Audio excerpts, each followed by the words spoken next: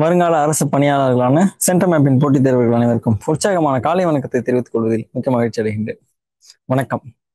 சரி, சென்ற வகுப்புல பாத்தீங்கன்னா நம்ம எது வரைக்கும் முடிச்சிருந்தோம் அப்படின்னா இணைய எழுத்துக்கள் வரைக்கும் முடிச்சிருந்தோம். சரிங்களா? இப்ப தொடர்ச்சியா நமக்கு நாட்கள் நெருங்கி கொண்டே செல்கிறது. சரிங்களா? அதனால என்னுடைய பார்ட்ல நான் கம்ப்ளீட் பண்ண வேண்டியதை நான் என்னுடைய சைட்ல நான் முடிச்சிடுறேன். அதுக்கடுத்து அதுல தேவையான கூடுதல் தகவல்கள் எது படிக்கணும் அப்படிங்கிறதும் நான் உங்களுக்கு சொல்வேன். அதை எல்லாத்தையும் நீங்க கரெக்டாக ஃபாலோ பண்ணி படிச்சிருங்க. தடவை தட்டுறோம், தூக்குறோம். Okay, super. இப்போ முதல்ல சுட்டெழுத்து. போன தடவை என்ன பண்ணியிருந்தாங்க, இந்த குரூப் 4ல இந்த சுட்டெழுத்தை வச்சு நம்மள்ட்ட விளையாட்டு காட்டியிருந்தாங்க. சரிங்களா? இப்போ உதாரணத்திற்கு இப்பக்கம் அப்படிங்கிற மாதிரி கொடுத்துருந்தாங்க. சரிங்களா? இப்பக்கம் அப்படிங்கிற மாதிரி சொல்ல கொடுத்துட்டு இந்த இடத்துல என்ன சொல்லியிருந்தாங்க, ஈ என்பது சுட்டெழுத்து அப்படிங்கிற மாதிரியும் இந்த இடத்துல இந்த சுட்டெழுத்தானது எதுல வந்திருக்கு, நமக்கு இடப்பொருளில் வந்திருக்கு அப்படிங்கிற மாதிரி என்ன பண்ணியிருந்தாங்கன்னு நமக்கு கூற்று காரணத்துல கேட்டிருந்தாங்க. நிறைய பேர் என்ன பண்ணியிருந்தோம் அப்படின்னு பாத்தீங்கன்னா, இந்த ஈ அப்படிங்கிறது எல்லா இடத்துலயும் இது சுட்டுப்பொருள்ல தானே வரும், இது எங்க இடப்பொருள்ல வரும் அப்படின்னு நினைச்சு ரொம்ப கான்பிடண்டா தப்பா எழுதிட்டு வந்திருந்தாங்க. சரியா? நம்ம ஸ்டூடெண்ட்ஸ் என்ன பண்ணியிருந்தாங்க, ரொம்ப கான்பிடண்டா தப்பா எழுதிட்டு வந்திருந்தாங்க. அதுக்கு என்ன பண்ண வச்சிட்டாங்க, இப்பக்கம் அப்படின்னு வரக்கூடியதுல இந்த ஈ என்பது வெறும் இடப்பொருளை மட்டும்தான் குறிக்கும் அப்படின்னு நினைச்சு, அதாவது சுட்டுப்பொருளை மட்டும்தான் குறிக்கும் நினைச்சிருந்தாங்க. அது 100 விழுக்காடு சரிதான், அதுல எந்த விதமான தவறும் கிடையாது. ஆனா காரணத்தை என்ன கொடுத்திருந்தாங்க, இந்த ஒட்டுமொத்த சொல்லையும் சேர்த்து கொடுத்திருந்தாங்க. இப்ப இப்பக்கம் அப்படின்னா ஒண்ணு இந்த பக்கம்னு அர்த்தம், அல்லது அப்பக்கம் கொடுத்தா அந்த பக்கம்னு அர்த்தம். அந்த பக்கம் இந்த பக்கம் அப்படிங்கிறது எல்லாமே என்ன பண்ணுது, ஏதோ ஒரு பர்டிகுலர் இடத்தை குறிப்பதாகவே அமைகிறது. சரிங்களா? அப்போ அந்த ஈ என்பது இந்த பக்கம் அப்படின்னு ஒண்ணு வரதுனால இது என்ன ஆயிடுச்சு, இடப்பொருளில் அமைவதாக நாம எடுத்துக்க முடியும். சரிங்களா? சோ அதுதான் அவங்க ஆன்சர் கீழேயும் கொடுத்திருந்தாங்க. அதான் சரியான விடையும் கூட. ஆகவே டிஎன்பிஎஸ்சி நம்மள ட்விஸ்ட் பண்ணதான் பாக்குறாங்க. சரிங்களா? ஆமா, இடப்பொருளில் வரும். இத நல்லா புரிஞ்சுக்கோங்க. இந்த அ இ உ ஆகிய 3 எழுத்துக்களும் சுட்டெழுத்துக்கள் தான். அதுல உங்களுக்கு எந்த விதமான கன்ஃபியூஷனும் வேண்டாம். இந்த அ இ உ ஆகிய 3ம் சுட்டுப்பொருளில் தான் வரும். அதுலயும் உங்களுக்கு எந்த கன்ஃபியூஷனும் வேண்டாம். ஆனா கொஸ்டின்ல என்ன கொடுத்துருக்காங்கிறத 2 தடவை படிச்சு பாருங்க. சரிங்களா? அப்பதான் உங்களுக்கு நோக்கம் புரியும், கேட்பதற்கான நோக்கம் என்பது உங்களுக்கு புரியும். இப்ப இப்பக்கம் அப்படின்னு இருக்கக்கூடிய மொத்த சென்டென்ஸையும் சேர்த்துதான் அவங்க என்ன பண்ணியிருந்தாங்க, கொஸ்டினா கேட்டிருந்தாங்க. அப்ப இப்பக்கம் அப்படிங்கிறது கண்டிப்பா என்னதான் வரும், நமக்கு இடப்பொருள்ல தான் வரும். சரிங்களா? இந்த மாதிரி நம்ம எல்லாத்தையும் படிச்சிருந்திருப்போம். சரிங்களா? சுட்டுப்பொருள்னா என்ன, எந்தெந்த இதுல வருது, அகைச்சுற்றுனா என்ன, புறச்சுற்றுனா என்ன, அண்மை சுற்றுனா என்ன, செய்மை சுற்றுனா என்ன அப்படின்னு சொல்லிட்டு எல்லாத்தையும் டீப்பா படிச்சிருந்திருப்போம். ஆனா அவ்வளவு படிச்சும் ஒரு சின்ன வார்த்தையில அவங்க ட்விஸ்ட் அடிச்சு அந்த மார்க்கை நம்மள்ட்ட இருந்து புடிங்கிருந்தாங்க. சரிங்களா? ஆனா சில பேர் கரெக்டா யோசிச்சு என்னானாலும் நடந்தது நடக்க, என்ன தப்பானாலும் பரவாயில்லன்னு சொல்லிட்டு என்ன பண்ணியிருந்தாங்க, இடப்பொருள்ல வரும் கூற்று காரணம் சரிதான் போட்டு வச்சிருந்தாங்க. அவங்க எல்லாருக்குமே விடை சரியாகவே வந்துருந்துச்சு. சரி, இப்ப நம்ம சாப்டருக்குள்ள போலாம். ஒன்றை சுட்டிக்காட்ட வரும் எழுத்திற்கு சுட்டெழுத்து என்று பெயர். ஒன்றை சுட்டிக்காட்ட வரும் எழுத்திற்கு என்ன பெயர், சுட்டெழுத்து என்று பெயர். அதுல நமக்கு எந்த மாற்றமும் கிடையாது. இது மொழிக்கு முதலில் நின்று, மொழினா என்ன, சொல். இதுக்கு முதல்ல என்ன பண்ணும், சுட்டி காட்டக்கூடிய ஏதோ ஒரு பொருள் என்ன பண்ணும், சுட்டி காட்டுவதற்கு வரும். சரிங்களா? ஓகே, அதெல்லாம் நமக்கு எந்த கன்ஃபியூஷனும் வேண்டாம். இப்ப இந்த எந்தெந்த எழுத்துக்கள்லாம் சுட்டெழுத்துக்கள்ல வரும் அப்படின்னு பாத்தீங்கன்னா, அ இ உ ஆகிய இந்த எழுத்துக்கள் தான் சுட்டு பொருட்குள்ள வரும். சரிங்களா? ஓகே.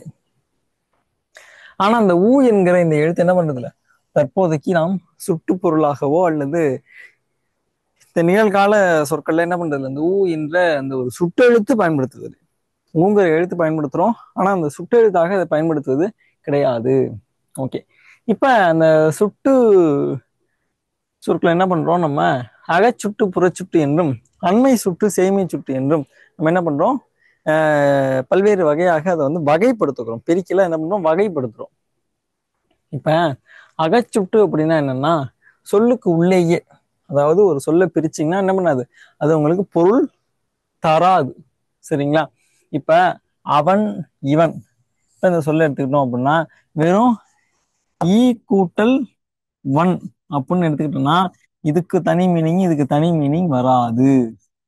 சரிங்களா? இந்த மாதிரி ஒரு சுட்டெழுத்தானது சொல்லுக்கு உள்ளேயே இருந்து பொருளை தந்ததென்றால் அது வந்து என்ன சொல்லுவோம் நம்ம? அகச்சுட்டு. உள்ளேயே என்றால் அகத்தே, அகத்தே இருந்து பொருளை தருவது அகச்சுட்டு எனப்படும். சரிங்களா? இப்ப அதுக்கு நேர் ஆப்போசிட் என்ன? புறச்சுட்டு.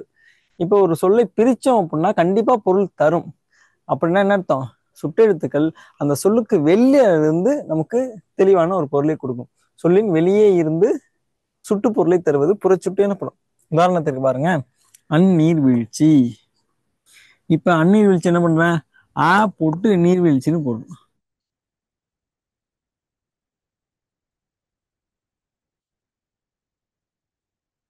ஓகேவா? அந்நீர்வீழ்ச்சி. சரிங்களா? நீர்வீழ்ச்சிங்கிறது சேரும்பொழுது அந்நீர்வீழ்ச்சி என்று உணரும். சரியா? இவ்வாறாக இதுக்கும் தனி பொருள் வந்துடும், இதுக்கும் தனி பொருள் வந்துடும். சரிங்களா? இவ்வாறாக இந்த சுட்டெழுத்து இந்த சொல்லுக்கு வெள்ள இருந்து பொருள் தருவது புறச்சுட்டு எனப்படும். ஓகேவா? ஓகே. அடுத்து அண்மை சுட்டு செய்மை சுட்டுன்னு சொல்லிட்டு 2 வகையா பிரிக்கிறோம்.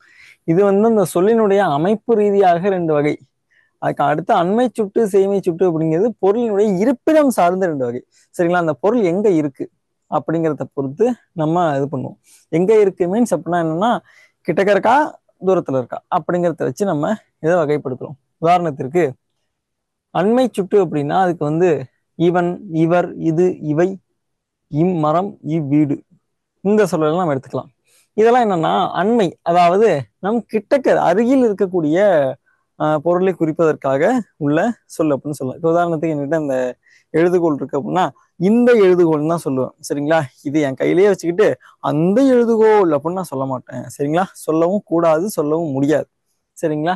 இவ்வாறாக என்னிடமே அல்லது எனக்கு மிக அருகில் இருக்கக்கூடியவற்றை சுற்றி சொல்வதற்கான ஒரு எழுத்து எது அப்படின்னு வந்து பாத்தீங்கன்னா ஈ என்கிற எழுத்து. சரியா? எனக்கு அருகில் இருக்கக்கூடிய பொருட்களை சுட்டி சொல்வது எது? ஈ அப்படிங்கிற எழுத்து. இதை நம்ம என்ன சொல்லுவோம்? அண்மை சுட்டு அப்படின்னு சொல்லுவோம். அருகில் உள்ள பொருட்களை சுட்டி சொல்லக்கூடிய எழுத்து எது? அண்மை சுட்டி எழுத்து. சரிங்களா? அதுக்கு நேர் ஆப்போசிட் அ. இப்ப அவள், அவர், அது, அவை, அவ்வீடு, அம்மரம், இது எல்லாம் என்ன பண்ணும்? நமக்கு தொலைவில் இருக்கக்கூடிய பொருட்களை சுட்டி சொல்லும். சரிங்களா? உதாரணத்திற்கு எனக்கு ரொம்ப தொலைவா ஒரு பொருள் இருக்கு அப்படின்னு என்ன சொல்லுவேன்? அந்த மரம், அந்த வீடு, அல்லது அவர் அப்படிங்கிற மாதிரி நான் சொல்லுவேன். சரிங்களா? இதெல்லாம் சொல்லும் பொழுது சேய்மை, அதாவது சேய்மைனா தொலைவு அப்படின்னு அர்த்தம். சரிங்களா? என்னை விட என்னிடமிருந்து தொலைவாக இருக்கக்கூடியவற்றை சுற்றி சொல்வதற்காக என்ன பயன்படுத்துவேன்? அப்படிங்கிற எழுத்தை பயன்படுத்துவேன். சரிங்களா? நல்லா பார்த்துங்க. இதுல வந்து அண்மை சுட்டு அப்படிங்கிறதுல வரும். அண்மை சுட்டுனா வரும் மீன்ஸ் என்னது? இந்த அண்மை அப்படிங்கிற இடத்துல வரும். இதுல வந்துச்சுன்னா நம்ம எடுத்துக்கணும் அப்படிங்கிற மாதிரி ஒரு மாத்தி ஞாபகம் வச்சுக்கோங்க. சரிங்களா? ஓகே. அடுத்தது இப்ப அதே சேய்மை சுட்டு. சேய்மை சுட்டு அப்படின்னா கிட்டக்க இல்லைன்னு பொருள் வச்சுங்க. கிட்டக்க இல்ல, கிட்டக்க இல்ல. சரிங்களா? அப்ப கிட்டக்க இருந்துச்சுன்னா அதுக்கு என்ன கிடையாது? கிட்டக்க இல்லாம இருக்கிறதுனா என்ன அர்த்தம்? எட்டி இருக்கிறது, நம்மளோட தூரத்துல இருக்கிறது அப்படிங்கிற பொருள் வச்சுக்கோங்க. சரிங்களா? இதுக்கு அந்த அளவுக்கெல்லாம் உங்களுக்கு ஷார்ட்கட் தேவையில்லை, உதாரணத்துக்காக சொன்னேன். ஓகே. ஏன்னா 2 எழுத்து தான் இருக்கு. இதை கூட ஞாபகம் வச்சுக்கல அப்படின்னா அது நம்ம எதுவும் பண்ண முடியாது. ஓகே. இப்ப அருகில் உள்ளவற்றிற்கும் தொலைவில் உள்ளவற்றிற்கும் இடையில் இருப்பதை சுட்டி காட்டுவதற்காக அப்படிங்கிற இதை வந்து ஆரம்ப காலத்துல பயன்படுத்தியிருக்கோம். அந்த காலத்துல என்ன பண்ணிருக்கோம்? பயன்படுத்திருக்கோம். இப்ப என்னிடம் இந்த ஒரு எழுதுகோள் இருக்கிறது, இதை விட தொலைவில் ஒரு எழுதுகோள் இருக்கு. இந்த ரெண்டுத்துக்கும் சென்ட்ரா ஒரு தொலைவுகோள் இருக்குன்னா என்ன எழுதுகோள் இருக்குன்னா என்ன சொல்லணும் அப்படின்னா அது அந்த எழுதுகோள்னு சொல்லக்கூடாது, இந்த எழுதுகோள்னு சொல்லக்கூடாது, உந்த எழுதுகோள் அப்படிங்கிற மாதிரி சொல்லணும். சரிங்களா? ஆனா அதை பயன்படுத்துறது இல்லை இப்போதைக்கு. அதே மாதிரி அது, இப்ப அங்க ஒரு எழுதுகோள் இருக்கிறது அது அப்படின்னும், என்கிட்ட இருந்துச்சுன்னா அதை இது அப்படின்னு சொல்லலாம்.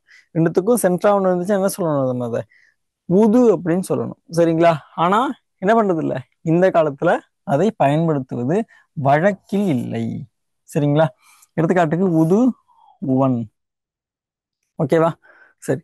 ஒருவேளை அதை இன்னும் புழக்கத்தை கொண்டு வரணும்னு நினைச்சீங்கன்னா நம்ம பயன்படுத்தினாதான் உண்டு. கடைக்காரர்கிட்ட போய் ஐயா அந்த உதுவை சற்று எடுங்கள் அப்படின்னு சொல்லி நம்ம தான் கேட்டு என்ன பண்ணணும்? அதை பயன்படுத்திக்கணும். ஆனா கொஞ்சம் திட்டு விழுந்தாலும் பரவாயில்ல, வாங்கிக்கிட்டு பயன்படுத்தணும். சரி. இதை தான்னா இன்னொன்னு ஒண்ணு இருக்கு. அது என்னன்னா சுட்டு திரிபு. சுட்டு திரிபு. ரொம்ப சிம்பிள். சுட்டி எழுத்துக்கள் திரிந்து பொருளை தருவதுதான் சுட்டு திரிபு. திரிந்துனா என்னது? மாற்றம் பெற்று. பாருங்க, அம்மரம் அப்புறம் வீடு, இதை ரெண்டுத்த என்ன பண்றேன், புறச்சுட்டுக்கள் அப்படின்னு சொல்லிட்டு ஏற்கனவே சொல்லிட்டேன். இப்ப இதே சொல்ல நான் என்ன சொல்லுவேன், அந்த மரம் இந்த வீடு அப்படின்னு நான் சொல்லுவேன். சரிங்களா? இவ்வாறாக அ இ ஆகிய எழுத்துக்கள்லாம் மாற்றம் அடைந்து என்ன பண்ணும், மாற்றம் அடைந்து, அதாவது திரிந்து அந்த இந்த என மாறுவதை தான் நம்ம என்ன சொல்றோம், சுட்டு திரிபுன்னு சொல்றேன். சரிங்களா? ஓகே. ஆகி ஆகிய சுட்டு எழுத்துக்கள் அந்த இந்த என திரிந்து சுட்டு பொருளை தருவது சுட்டு திரிபு எனப்படும். இப்ப இப்பள்ளி என்பதை என்ன சொல்லலாம், இந்த பள்ளி அப்படின்னு சொல்ல முடியும். இது பேர் தான் என்னது, சுட்டு திரிபு. சரிங்களா? இப்ப இதோட நமக்கு சுட்டு எழுத்து முடிஞ்சது. சரிங்களா? பேசிக் கான்செப்ட் இதான். பேசிக் கான்செப்ட் அப்படின்னு சொல்றதை விடவும் ஃபுல் கான்செப்டே இதான். சரிங்களா? இது கூட நம்ம என்னென்ன விஷயத்தெல்லாம் கனெக்ட் பண்ணி படிக்கிறோம் அப்படிங்கிறதுல இருக்கு. இப்போ உதாரணத்திற்கு இந்த சுட்டு திரிபுகளை அடுத்து வல்லினம் மிகும் அப்படின்னு சொல்லிட்டு நமக்கு ஒரு விதி இருக்கு. சரிங்களா? இந்த விதி எதுலையும் பயன்படும் அப்படின்னா, ஒற்றுப்பிழை அறிதல் அப்படிங்கிறதுலையும் பயன்படும், சந்திப்பிழையிலையும் பயன்படும். சரிங்களா? இது கூடவே பாத்தீங்கன்னா வினா திரிபுன்னு ஒண்ணு இருக்கு. சரிங்களா? இப்ப ஏ என்கிற வினா எழுத்து எந்த அப்படின்னு மாறுது இல்லையா, இதுவுமே என்னதான் வினா திரிபு அப்படிங்கிற மாதிரி நம்ம சொல்லுவோம். சரிங்களா? ஓகே. இதை நம்ம வினா எழுத்துல பார்க்கலாம். அதே மாதிரி அந்த இந்த எந்த என்ற சொற்களுக்கு பின் வல்லினம் மிகும் என்பது நமக்குள்ள விதிதான். சரிங்களா? இது எல்லாமே அந்த விதியானது எப்ப மட்டும்தான் பொருந்தும் என்றால், இந்த சொல்லுக்கு அடுத்தது வல்லின எழுத்தில் தொடங்கக்கூடிய சொல் இருக்க வேண்டும். இதுல தொடங்கினா மட்டும்தான் இந்த விதியானது பொருந்தும். இப்போ உதாரணத்திற்கு எந்த மாணவன் நான் எழுதுறேன், அந்த இடத்துல வல்லினம் மிகும்னு சொல்லிட்டாரு. அப்ப அதுக்காக என்ன பண்றது, எந்த மாணவனோ அல்லது எந்த மாணவனோ எழுதுனா அது தப்பு. சரிங்களா? அதையும் ஞாபகத்துல வச்சுக்கோங்க. சரி, இதுல வேற எதுவும் சந்தேகம் இருந்தா கேளுங்க. வினா சுட்டு எழுத்துக்கள்ல மேக்சிமம் இருக்கிறதுக்கு வாய்ப்பு இல்லை. இருந்துச்சுன்னா கேளுங்க, அதை கிளியர் பண்ணுறோம். Okay, thank you. இப்போ அடுத்து பாத்தீங்கன்னா வினா எழுத்து. இப்போ வினா எழுத்து அப்படிங்கிறது என்னன்னு பாத்தீங்கன்னா, வினா பொருளை உணர்த்தி வருகின்ற எழுத்துக்கு பாத்தீங்கன்னா வினா எழுத்து என்று பெயர். வினா பொருளை உணர்த்தி வருகின்ற எழுத்துக்கு என்ன பேரு, வினா எழுத்து என்று பெயர். இதை பாத்தீங்கன்னா சொல்லுக்கு முதலிலும் இறுதியிலும் வரும். சரியா? இவ என்ன பண்ணும், சொல்லுக்கு முதல்லையும் வரும், இறுதியிலையும் வரும். சரிங்களா? இடையில வராது. ஏன் இடையில வராது, ரீசன் சொல்லுங்க பார்ப்போம். இதுவே ஒரு கூற்று காரணம் தான். வினா எழுத்துக்கள் சொல்லின் முதலிலும் இறுதியிலும் வருகின்றன, ஏன் இடையில் வருவதில்லை? பொருள் தராது. ஏறத்தாழ எடுத்துக்கலாம். பொருள் தராதுங்கிறத ஏறத்தாழ எடுத்துக்கலாம். இன்னொரு ஒரு சிம்பிளான ஒரு இதை பார்த்தீங்க அப்படின்னா, இந்த வினா எழுத்துக்கள் எல்லாமே பாத்தீங்கன்னா இந்த யாவை தவிர்த்து மற்ற 4 எழுத்துக்களுமே என்னவா இருக்கு, உயிரெழுத்தாக இருக்கிறது. சரிங்களா? இந்த உயிரெழுத்துக்கள் தனித்து இயங்காது. எப்ப, சொல்லினுடைய இடையிலும் இறுதியிலும். சரிங்களா? சொல்லினுடைய இடையிலும் இறுதியிலும் தனித்து இயங்காது. அதை மட்டும் இல்லாம சொல்லுக்கு இடையில இவையெல்லாம் கண்டிப்பா வராது. எது, வெறும் உயிரெழுத்தாகவே வராது. சரிங்களா? அது மட்டும் இல்லாமல் இந்த எழுத்துக்கள் எல்லாம் ஏதோ ஒரு எழுத்தோட சேர்ந்து என்னவா வரும், நமக்கு உயிர்மை எழுத்தாக சொல்லுக்கு இறுதியில வந்துடும். இந்த ஏ, ஆ, ஓ, ஏ அப்படிங்கிற 4 எழுத்துக்களும். இந்த யா அப்படிங்கிறது உயிர்மை எழுத்து தான், அதுல எந்த ஒரு மாற்றமும் இல்லை. அதே நேரத்துல இந்த உயிர்மை எழுத்து சொல்லுக்கு முதலில் வந்தா மட்டும்தான் அது வினாப்பொருள். ஓகேவா? இதே சொல்லுக்கு இறுதியில வந்துச்சுன்னா இந்த யாங்கிறது வினா எழுத்து இல்லை. அதை நல்லா புரிஞ்சுக்கணும். சரிங்களா? இந்த யாங்கிறது என்ன வராது, வினா எழுத்தா வராது. நல்லா புரிஞ்சுக்கோங்க. திரும்பியும் சொல்றேன், இது புரியாத மாதிரி இருக்கும். சொல்லின் முதலில் வரக்கூடிய வினா எழுத்துக்கள் எது, ஏ மற்றும் யா. சொல்லினுடைய முதல்ல வரக்கூடிய வினா எழுத்துது ஏ மற்றும் யா தான். சரியா? ஓகே. இப்ப நான் இதை என்ன எழுதுறேன், இப்ப வந்தாயான்னு எழுதுறேன். சரி, அதுக்கு எல்லாத்தையும் பார்த்துருவோம். இந்த இடத்துல சொல்லின் இறுதியில் வருபவை எது அப்படின்னா ஆ மற்றும் ஓ. சரிங்களா? ஆ மற்றும் ஓ, இது ரெண்டு என்ன பண்ணாது அப்படின்னா தனித்து சொல்லுக்கு இறுதியில் வரவே வராது. வந்தா தமிழ் சொல்லே கிடையாது. சரிங்களா? அளபடையை தவிர்த்து அதே நேரத்தில் என்ன பண்ண தனித்து சொல்லுக்கு இறுதியில வராது. உயிர்மெய்யா மட்டும்தான் என்ன பண்ணும் சொல்லுக்கு இறுதியில வரும். இப்ப சொல்லின் முதலிலும் இறுதியிலும் வருபவை எது அப்படின்னு வந்து பாத்தீங்கன்னா இந்த ஏ அப்படிங்கிற எழுத்து. இந்த ஏ அப்படிங்கிற எழுத்து சொல்லுக்கு முதல்ல தனித்து வரும். இதே சொல்லுக்கு இறுதியில தனித்து வராது. என்னவா வரும்? உயிர்மெய் எழுத்தா மட்டும்தான் வரும். ஓகே. இப்ப நான் என்ன சொல்ல வரேன்னா, இப்ப நான் இங்க ஒரு கொஸ்டின் எழுதுறேன். இப்ப வந்தாயா அப்படின்னு ஒண்ணு எழுதுறேன். இதுல இருக்கக்கூடிய வினா எழுத்து எது? வந்தாயான்னு எழுதியிருக்கேன். இதுல இருக்கக்கூடிய வினா எழுத்து எது?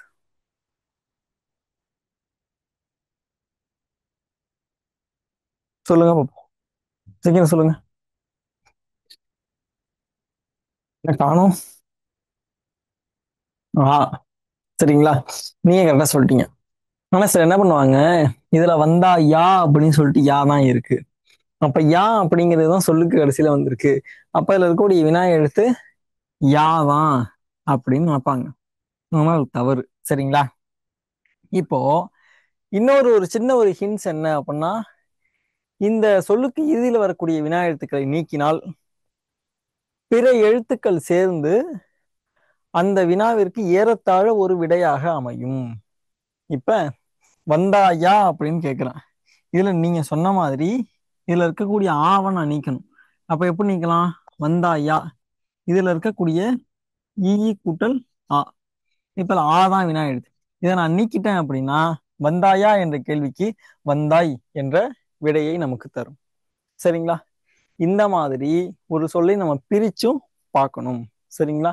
அப்படி பார்க்கும் பொழுது கடைசியில இருக்கக்கூடிய எழுத்து என்ன அது மட்டும்தான் நம்ம கரெக்டா நோட் பண்ணணும். இப்ப இதே யார் அப்படின்னு ஒரு வினா எழுத்து வருது. இதை நம்மளால பிரிக்க முடியுமா அப்படின்னு பார்த்தா பிரிக்க முடியாது. அப்படி பிரிச்சாலும் பொருள் தராது. அப்ப கண்டிப்பா இந்த யாங்கிறதா என்னது நமக்கு வினா எழுத்து. சரியா? இது புரிஞ்சுதா? இது ரொம்ப சிம்பிளான டாபிக் தான். ஸோ ரொம்ப போட்டு நம்ம ஸ்ட்ரெஸ் ஸ்ட்ரெஸ் ஆகி படிக்கணுங்கிற அவசியம் கிடையாது. ஆனால் நல்லா பார்த்துக்கோங்க. ஓகே. சொல்லின் முதல்ல வருபவை எது அப்படின்னு பார்த்தீங்கன்னா ஏ மற்றும் யா ஆகிய ரெண்டு எழுத்து மட்டும்தான். அடுத்தது சொல்லின் இறுதியில் வருபவை எதுன்னா ஆ மற்றும் ஓ ஆகிய ரெண்டு எழுத்து மட்டும்தான். அதே மாதிரி சொல்லுக்கு முதலிலும் இறுதியிலும் வரபை எது அப்படின்னு வந்து பாத்தீங்கன்னா ஏ என்கிற வினா எழுத்து மட்டும்தான்.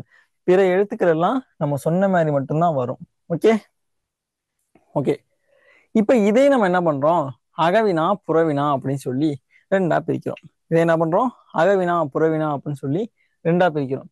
இப்ப வினா எழுத்துக்கள் சொல்லுக்கு உள்ளேயே இருந்து வினா பொருளை தருமானால் அது அகவினா எனப்படும்.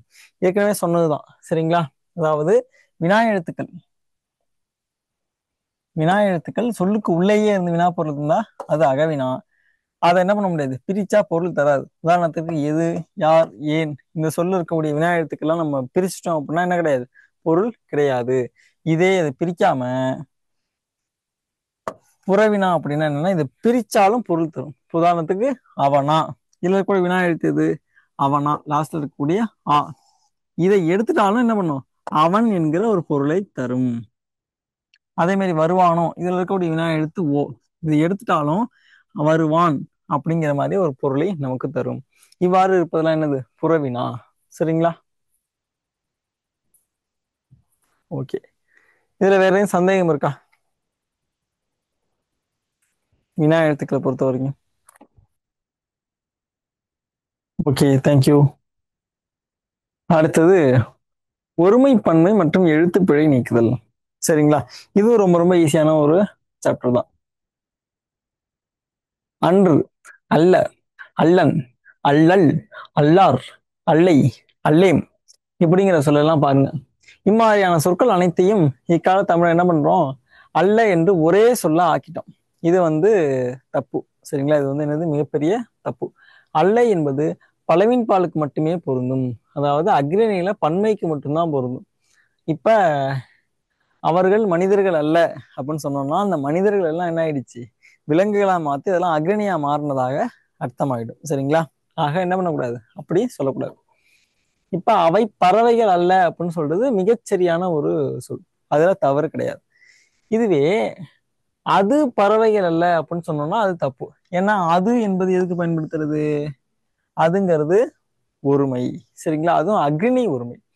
அதுக்கு அல்ல அப்படிங்கிற ஒரு பன்மையை பயன்படுத்தக்கூடாது. சரிங்களா? ஓகே. இப்ப பாருங்க, இதெல்லாம் பிழை, இதெல்லாம் திருத்தம் அப்படிங்கிறத பார்த்துக்குவோம். இது இருக்கிறதுலே சிம்பிளான ஒரு விஷயம்தான். ஆனா நல்லா ஊன்றி பார்த்துக்கோங்க. இதுல இருந்து இதுக்கு மேல வந்து டஃபா கொஸ்டின் கேட்கறதுக்கு வாய்ப்பு இல்லை. ஓகே. இது செடி அல்ல, அதுக்கு சரியான ஒரு வார்த்தை எதுனா இது செடி அன்று. சரிங்களா? இந்த அன்றுங்கிறது என்னது? ஒன்றன் பாலுக்கு உரிய ஒரு எதிர்மறை பெயர். சரிங்களா? அதுக்கு இதுதான் சரியான ஒரு வார்த்தை. அதை அவன் நல்லவன் அல்ல கண்டிப்பா சொல்லக்கூடாது. அவன் நல்லவன் அல்ல அப்படின்னா இந்த அவன் என்பது யாரு? ஒரு அக்னியா மாறிடும். சரிங்களா? அக்னி பொருளை அவன் என்று சொல்வதும் தப்புதான், சொல்லக்கூடாது. அப்ப என்ன சொல்லணும்? அவன் நல்லவன் அல்லன். சரி. அவள் சிறுமி அல்ல, சொல்லக்கூடாது. அவள் சிறுமி அல்லல். நான் கற்றவன் அல்ல, என்ன சொல்லணும்? நான் கற்றவன் அல்லேன். என்ன பண்ணணும்? தன்மையில சொல்லணும். நான் கற்றவன் அல்லேன் அப்படின்னு சொல்லி. அடுத்தது, அவர் தமிழர் அல்ல, சொல்லக்கூடாது. என்ன சொல்லணும்? அவர் தமிழர் அல்லர். சரியா?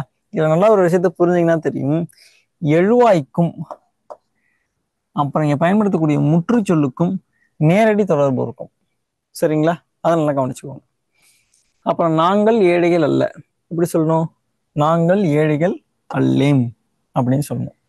நீ எனக்கு நண்பன் அல்லை, எப்படி சொல்லணும் நம்ம? நீ எனக்கு நண்பன் அல்ல அப்படிங்கிறத நீ எனக்கு நண்பன் அல்லை அப்படின்னு சொல்லணும். சரிங்களா? ஓகே. இப்ப இதுவே தன், தாம், தன், தம் எனும் பதங்களை எடுத்தாளும் முறை. இப்ப இதெல்லாம் எப்படி பயன்படுத்தணும் அப்படிங்கிறத பார்த்துருவோம். இப்ப தான் மற்றும் தன் எனும் பதங்களை ஒருமையில தான் பயன்படுத்தணும். என்ன பயன்படுத்தணும்? ஒருமையில தான் பயன்படுத்தணும். அதாவது நம்ம எதுதான் பயன்படுத்தணும்? சிங்குலர்ல மட்டும்தான் பயன்படுத்தணும். இப்ப எடுத்துக்காட்டு, இவன் தான் என் நண்பன், தாராளமாக சொல்லலாம். சரிங்களா? இங்கு தான் என்று எழுதுவது ஏற்புடையது ஆகும். ஓகேவா? இப்ப இதுவே இங்க பாருங்க, இவர் தான் என் நண்பர், சொல்லக்கூடாது. சரியா? இவர்னு வந்தாலே அது என்னதான்? பன்மை. நல்லா புரிஞ்சுக்கோங்க, இவர்னா பன்மைதான். அப்ப திருக்குறள்ல திருவள்ளுவர் எழுதுனது கூட இவர் சங்ககால புலவர்கள் மிகவும் சிறப்பானவர்னு சொல்றமே சார். அப்ப திருவள்ளுவர் அதுக்கு அவரை வந்து நம்ம அவர் மற்றும் இவர்னு சொல்றோமே, இதுவும் பன்மையா அப்படின்னு சொல்லி இந்த இடத்துல நீங்க டவுட் கேட்கணும், கேட்டிருப்பீங்க. அதுக்கு நான் விடையே சொல்றேன். என்னன்னா, இந்த அவர் இவர் இது எல்லாமே என்னன்னா மரியாதை பன்மை அப்படின்னு சொல்றாங்க. சரிங்களா? இதுக்கு வந்து மரியாதை பன்மை அப்படிங்கிற மாதிரி ஒரு சிறப்பு, ஒரு தனி வகையா சொல்றாங்க. அதை நம்ம வந்து ஒருமையாகவே இருந்தாலும் கூட அதை என்ன பண்ணணும்? பன்மையாக ஏற்றுக்கொள்ளணும். சரிங்களா? இன்னும் சொல்ல போனா முதலமைச்சர் அப்படின்னு போட்டு இரு போடுறதே தப்பு. சரிங்களா? அதுக்கு முதலமைச்சன் அப்படின்னு சொல்லி இன்னுதான் போடணும். ஆனா அவ்வளவு பெரிய ஒரு ஆளை வந்து நம்ம முதலமைச்சன் அப்படின்னு சொன்னா நல்லா இருக்காது அப்படின்னு சொல்லிட்டு தான் என்ன பண்றோம்? நம்ம இரு போட்டு முதலமைச்சர் அப்படின்னு சொல்லி ஒருமையா இருந்தா கூட பன்மையாக மாத்தி அதை ஒரு மரியாதை பன்மையாக சொல்கிறோம். சரிங்களா? அதே மாதிரிதான் தலைவர். அந்த தலைவர் அப்படின்னா ஒன்றுக்கு மேற்பட்டவங்க இருந்தாதான் தலைவர்னு சொல்லி இலக்கண முறைப்படி சொல்லணும். ஆனா சொல்ல மாட்டோம், நம்ம மரியாதை காரணம் காட்டி சொல்லுவோம். அதே மாதிரி ஆசிரியர், இதுக்கு ஆசிரியன் அப்படின்னு தான் சொல்லணும். ஆனா சொல்லக்கூடாது. அதை நம்ம என்ன பண்றோம்? ஒரு மரியாதை கருதி நம்ம ஆசிரியர் அப்படின்னு சொல்லி இரு போட்டு பன்மையில சொல்றோம். அப்படி பார்க்கும் பொழுது இந்த இடத்துல இதை பன்மையா மாத்திட்டோம் அப்படின்னாலே என்ன பண்ணோம்? இதுக்கு அடுத்து இருக்கக்கூடிய இங்கேயும் ஆட்டோமேட்டிக்கா பன்மையா மாத்திடணும். அப்ப என்ன பண்ணோம்? இந்த தன் என்பது தாம் என்று மாறிவிடும். இவர் தாம் என் நண்பர். அதே மாதிரி இவர் தாம் என் நண்பன்னு போட்டக்கூடாது. நண்பன்னு போட்டாலும் தப்புதான். அதனால என்ன பண்ணணும்? நண்பர்னு போகணும். அதே மாதிரி இவை தான் சிறந்தவை, தப்பு. இவைதாம் சிறந்தவை. சரிங்களா? கண்ணன் தம் வேலையை செய்தான், இது தப்பு. ஏன்னா கண்ணன் ஒருமை, செய்தான் ஒருமை, சிங்குலர். சோ கண்ணன் தன் வேலைகளை செய்தான், இதான் சரி. அடுத்தது பாருங்க, பறவைகள் தன் இரையை தானே தேடிக்கொள்ளும், இது தப்பு. ஏன்னா பறவைகள் பன்மை.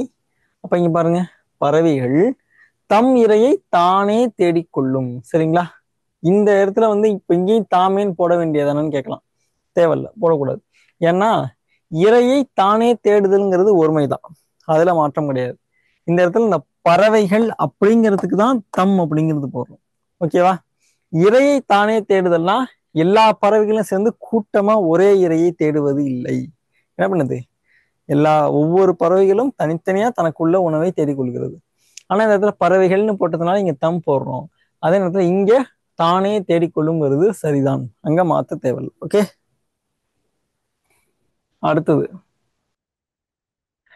ஓடாது, ஓடா, மேயாது, மேயா. இதெல்லாம் பார்த்தோம் அப்படின்னா இந்த எதிர்மறை வாக்கியங்கள்ல அந்த தூ என்பது எதுக்கு உள்ளது? வெறும் ஆஹ் ஒன்றன் பாலுக்கு மட்டுமே உரிய வினைமுற்று, ஒன்றன் பாலுக்கு மட்டுமே உள்ள வினை முற்று. ஆகவே என்ன பண்றோம் நம்ம? அது ஒன்றன் பாலுக்குள்ள வினைமுற்று விகுதி, அதை வந்து பலவின் பாலுக்கு பயன்படுத்தக்கூடாது. சரிங்களா? அதை எதுக்கு பயன்படுத்துறது? ஒரே ஒன்றன் பால், அதாவது சிங்குலருக்கு மட்டும்தான் இந்த தூ அப்படிங்கிறத பயன்படுத்தணும். ஓடாது, மேயாது, பாடாது, கத்தாது அப்படிங்கிறதெல்லாம் நம்ம ஒன்றன் பாலுக்கு மட்டும்தான் பயன்படுத்தணும். இப்ப இங்க பாருங்க, இன்று வண்டிகள் ஓடாது, தப்பு, அதை பயன்படுத்தக்கூடாது. சரிங்களா? இங்கு வண்டிகள் ஓடாதுங்கிறத பயன்படுத்தக்கூடாது. இன்று வண்டிகள் ஓடா. ஆடுகள் பயிரை மேயாது, தப்பு, ஆடுகள் பயிரை மேயா. மலர்கள் வாடாது, மலர்கள் வாடா. புலி புல்லை தின்னாது, புலிகள் புல்லை தின்னா. மான்கள் நில்லாது, மான்கள் நில்லா. மாடுகள் துள்ளாது, மாடுகள் துள்ளா. சரிங்களா? இதை நாம் இப்படித்தான் பயன்படுத்த வேண்டும். அடுத்தது, இதே உடன்பாட்டு பன்மையில் பிழை. உடன்பாட்டு பன்மை பிழையில நடக்குது. இங்க பாருங்க, எதிர்மறை வாக்கியங்களை போல உடன்பாட்டு வாக்கியங்கள்லையும் பலவின் பால் எழுவாயாக வரும் இடத்து தூ என்னும் முன்னன்பால் வினைமுற்று விதிகளை பயன்படுத்துதல் தப்பு. எங்கெங்கெல்லாம் பலவின் பால் வருதோ அங்கெல்லாம் தூ பயன்படுத்துறது தப்பு. இங்க பாருங்க, பூக்கள் பூத்தது, தப்பு, பூக்கள் பூத்தன, இதான் சரி. சரிங்களா? அதே மாதிரி மாடுகள் வந்தது, தவறு, மாடுகள் வந்தன.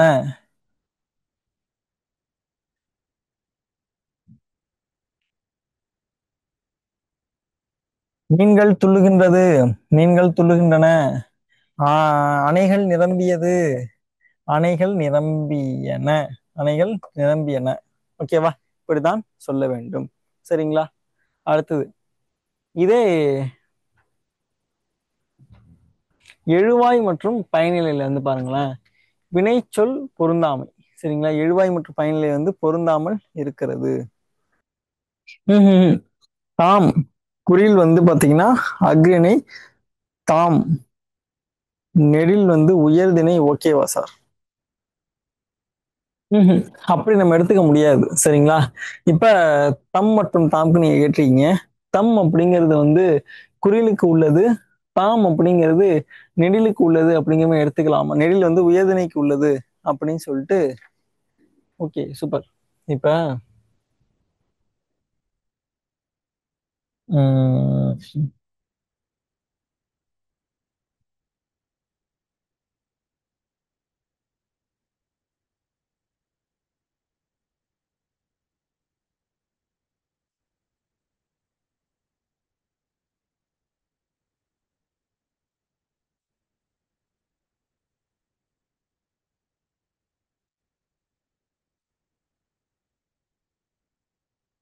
மாணவன் தன் வேலைகளை செய்தான்.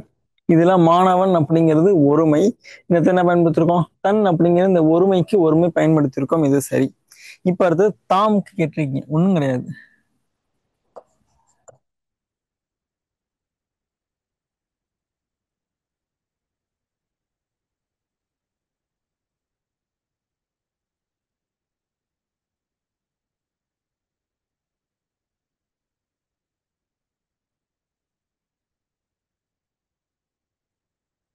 மாணவர்கள் தாம் வேலைகளை செய்தனர்.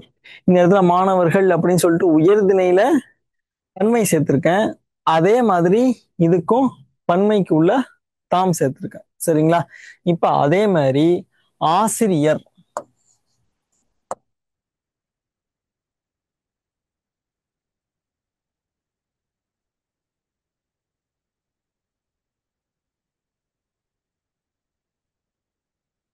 ஆசிரியர் தம் வேலையை செய்தார். சரிங்களா? இந்த இடத்துல ஆசிரியங்கிறது என்னது? உயர்திணை. அதுக்கும் நான் தம் வேலைகளை செய்தார்னு போட்டிருக்கேன். சரிங்களா? இந்த இடத்துல என்ன பண்ணல, நான் ஒருபோதும் இதுக்குள்ள ஆசிரியர் தன் வேலைகளை செய்தார்னு போடல. சரிங்களா? தன் மற்றும் தம் மற்றும் தாம் ரெண்டுமே ஒரே மீனிங் தான். ஸோ நீங்க தாராளமா உயர்திணையில பன்மைக்கும் பயன்படுத்தலாம். அதே மாதிரி உயர்திணை பன்மையில வந்து தம்மையும் பயன்படுத்தலாம், தாமையும் பயன்படுத்தலாம். அது தப்பு இல்லை. இப்ப அக்னிக்கு சொல்லுங்க சார். இப்ப ஒண்ணும் இல்லை, புலிகள் எடுத்துக்குவோம்.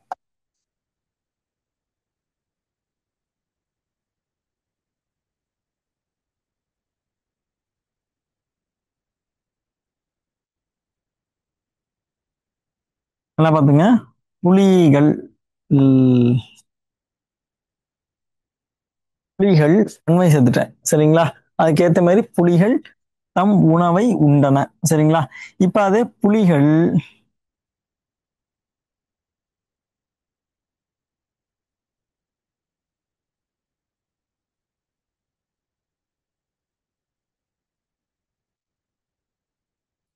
பறவைகள் தாம் இருப்பிடம் வந்தன. சரிங்களா? அதனால பயன்படுத்திக்கலாம், தப்பு இல்லை. இதை பொறுத்த வரைக்கும் உயர்திணை அக்ரிணை அப்படிங்கிற வேறுபாட்டுக்குள்ள இது வராது. ஸோ இதை பத்தி நீங்க கன்ஃபியூஸ் ஆகிக்க வேண்டாம். இந்த தன் மற்றும் தம் மற்றும் தாம், அதுக்கு நேர் ஆப்போசிட் தன். சரிங்களா? இதை மட்டும் நீங்க பாத்துக்கிட்டா போதும். இது ஒருமை பன்மைக்கு தான் இந்த தன் தாம் அப்படிங்கிறது. சரிங்களா? தன் தாம். நான் தம் தாம் பத்தி சொல்லல. இந்த தன் தாம் அப்படிங்கிறது தம் மற்றும் தாம் அப்படிங்கிற ரெண்டும் ஒண்ணுதான், சேம் மீனிங்ல வர்றதுதான். இதுக்கு ஆப்போசிட் மீனிங்ல வர்றதுதான் எது? இந்த தன். சரிங்களா? இந்த தன் என்பது ஒருமை, தம் மற்றும் தாம் என்பது பன்மை. சரிங்களா? ஓகே. இன்னும் சொல்ல போனா இந்த அவர் இவர் அப்படிங்கிற மாதிரி வந்துச்சுன்னா, அதான் என்ன சொல்றேன், பன்மையா இல்லாம உயர்திணை பன்மையா வந்துச்சுன்னா அந்த இடத்துல தம் பயன்படுத்திக்கலாம். சரிங்களா? அது இன்னும் கொஞ்சம் மீனிங் கிளியரா இருக்கும். எப்படி? இப்ப உதாரணத்துக்கு ஆசிரியர் தம் வேலைகளை செய்தார் எழுதலாம். சரிங்களா? மாணவர்கள் தாம் இருப்பிடம், மாணவர்கள் தாம் வீட்டு பாடம் செய்தனர் அப்படிங்கிற மாதிரி எழுதலாம். ஓகேவா? ரெண்டுத்துக்குமான வேறுபாடு தான். இது அக்ரிணில மட்டும்தான் வருமா அப்படின்னா வராது. அப்படி நீங்க கன்ஃபியூஸ் ஆக வேண்டாம். சரி. இப்ப வினைச்சொல் பொருந்தாம இருக்குது. இது வந்து பாத்தீங்கன்னா எழுவாய் என்ன இருக்கோ அதற்கு ஏற்ற ஒரு பயனிலையத்தான் நம்ம பயன்படுத்தணும். சரிங்களா? பயனிலை பெரும்பாலும் என்னவாதான் இருக்கும்? வினைச்சொல்லாகத்தான் இருக்கும். இப்ப அந்த வகையில நான் எழுவாய்க்கு ஏற்ற பயனிலையை தான் பயன்படுத்தணும். இப்ப எழுவாய் உயர்தனையா இருந்துச்சா, அதுமாதிரி பயனிலையும் உயர்தனையா தான் இருக்கணும். அதுக்கு பதிலாக அக்னிக்கு உரியதா இருந்துச்சுன்னா அது தப்பு. அதே மாதிரி இப்ப அங்கே வருவது யாரோ என்பது தப்பு. ஏன்? இப்ப அங்கே பிரச்சனை இல்லை, வருவது யாரோ. இப்ப யாரோங்கிறது உயர்திணையை குறிக்குது, ஆனா வருவது இது அக்னியை குறிக்குது. சரிங்களா? சோ இது தப்பு. என்ன பண்ணணும்? அங்கே வருபவர் அல்லது அங்கே வருபவன் அல்லது அங்கே வருபவள் யாரோ அப்படிங்கிற மாதிரிதான் கேட்கணும். இதான் சரியான தொடர். அதுமாதிரி சொன்னது நீதானோ தப்பு, சொன்னவன் நீதானே, இதான் கரெக்ட். அடுத்தது சொன்னது வருவது போன்ற வினைமுற்றலாம் வினையாளனையும் பெயர் சொற்கள். அது எதுக்குள்ளது? அக்னிக்குரியன. சொன்னது வருவன போன்ற வினைமுற்று மற்றும் வினையாளனின் பெயர் சொற்கள் அக்னிக்குரியன. எதை மாதிரி வர்றது? வெறும் சொன்னது, வருவது, விழுவது, தாவுவது, இதெல்லாம் வந்து மனிதன் செய்யக்கூடிய செயல் கிடையாது. சரிங்களா? இது எல்லாமே அக்னியை செய்யக்கூடிய செயல்கள். அதனால என்ன பண்ணாது, அவை உயர்திணைக்கு பொருந்தா. நான் பொருந்தாதுன்னு கொடுக்கல. சரிங்களா? பொருந்தான்னு தான் கொடுத்துருக்கேன். ஓகே. அடுத்தது அதே மாதிரி ஆமா, இச்சொல்லினைகள் ஒரே பொருளை தரணும். அதாவது எது? ஒரு மற்றும் ஓர். இதுல வந்து ஒரே மீனிங்ல வந்தாலும் கூட அதுக்கு என்ன கிடையாது, ஒரே பொருள்ல வராது. உதாரணத்திற்கு ஒரு எனும் சொல் வந்து உயிர்மை எழுத்துல தொடங்கும் சொற்களுக்கு முன்பும், ஓர் எனும் சொற்கள் வந்து பாத்தீங்கன்னா உயிரெழுத்தில் தொடங்கும் சொற்களுக்கு முன்பும் வரல் வேண்டும். சரிங்களா? இது நம்மளுக்கு ஏற்கனவே தெரியும். இப்ப ஆனா என்னன்னா, எனக்கு இந்த முக்கியமான விஷயம் சொல்ல போறேன். ஒரு இலை, இது தப்பு. இதை எப்படிதான் பயன்படுத்தணும்? ஓர் இலை அப்படின்னு தான் பயன்படுத்தணும். ஏன்னா உயிர் எழுத்துக்கு முன்னாடி மெய் எழுத்து தான் வரணும். இந்த இடத்துல ஓர் அப்படின்னு தான் வரணும். சரிங்களா? ஒரு இலை வரக்கூடாது. ஒரு அரசன் தப்பு, ஓர் அரசன். ஒரு ஏணி தப்பு, ஓர் ஏணி. ஓர் பரிசு தப்பு, ஒரு பரிசு. ஒரு குடும்பம் தப்பு, ஓ மன்னிக்கணும், ஓர் குடும்பம் தப்பு, ஒரு குடும்பம் சரி. ஓர் வீடு தப்பு, ஒரு வீடுங்கிறது சரி. சரிங்களா? இதுல இந்த விதிகளுக்கு செய்யுள்ல மட்டும் விளக்கம் விதிகளுக்கு இருக்கு, அது பிரச்சனை இல்லை. இப்போ ஒரு முக்கியமான இது மட்டும் நான் சொல்றேன்.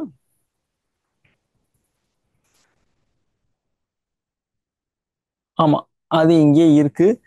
நான் உங்களுக்கு அதை பத்தி சொல்கிறேன். ஒரு சிறிய இடைவேளைக்கு பிறகு மீண்டும் உங்களை சந்திக்கிறேன். அப்பொழுது உங்களுக்கு அது இது எது மற்றும் இஃது அஃது பற்றி விளக்கம் தருகிறேன். மீண்டும் உங்களை சந்திப்பது மகிழ்ச்சி. இப்போ வந்து பாத்தீங்கன்னா நம்ம அது இது மற்றும் இஃது அஃது பார்க்க போறோம். சரிங்களா? ஏற்கனவே பார்த்ததுதான். இப்ப ஒரு மற்றும் ஓர் என்ன பார்த்தோமோ அதே விதிதான் இதுக்கும். சரிங்களா? இப்ப உயிரெழுத்து வந்துச்சுன்னா அதுக்கு முன்னாடி அஃது மற்றும் இஃது பயன்படுத்தணும். இதே உயிர்மை எழுத்து வந்துச்சுன்னா அதுக்கு முன்னாடி இது மற்றும் அது பயன்படுத்தணும். அவ்வளவுதான். இப்ப பாருங்க, இது என் வீடு. இந்த இடத்துல வந்து உயிரெழுத்து வந்திருக்கு, அதுக்கு முன்னாடி இது வந்துச்சுன்னா தப்பு. அதுக்கு பதிலாக இது என் வீடு தான் பயன்படுத்தணும். இந்தியாவின் அது இந்தியாவின் பெருமை தப்பு, அஃது இந்தியாவின் பெருமை. அதுக்கு பதிலா இஃது நமது நாடு தப்பு, இது நமது நாடு, இதான் சரி. அது நல்ல மருந்து தப்பு, அஃது நல்ல மருந்து தப்பு, அது நல்ல மருந்து என்பதே சரி. சரிங்களா? இப்போ அடுத்தது பல மற்றும் சில அப்படிங்கிற சொல்ல பார்க்கணும். சரிங்களா? இப்ப பல மற்றும் சில எனும் சொற்கள் வந்து அஃறிணைக்கு உரியன. சரிங்களா? அத உயர்திணைக்கு பயன்படுத்துறது தப்பு. சரிங்களா?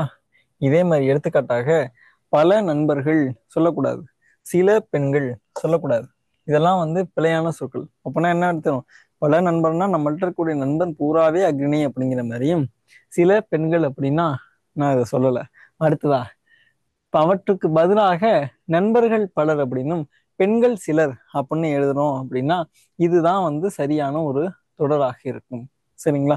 ஏன் அப்படின்னா இந்த பல நண்பர்கள்னா அக்ரணின்னு நான் சொல்லிட்டேன். இதுக்கு பதிலா நண்பர்கள் பலர் அப்படின்னா உயர்திணை. இதே பலர் நண்பர்கள் அப்படிங்கிறது வந்து சொற்றொடர் அமைப்புல அந்த அளவுக்கு நல்லா இருக்காது. ஆகவே நண்பர்கள் பலர் தான் பயன்படுத்தணும். இப்போ ஒரு முக்கியமான ஒரு பாயிண்ட் என்னன்னா, வெறும் பல சில என்பது மட்டும் அக்னிக்குரியது கிடையாது.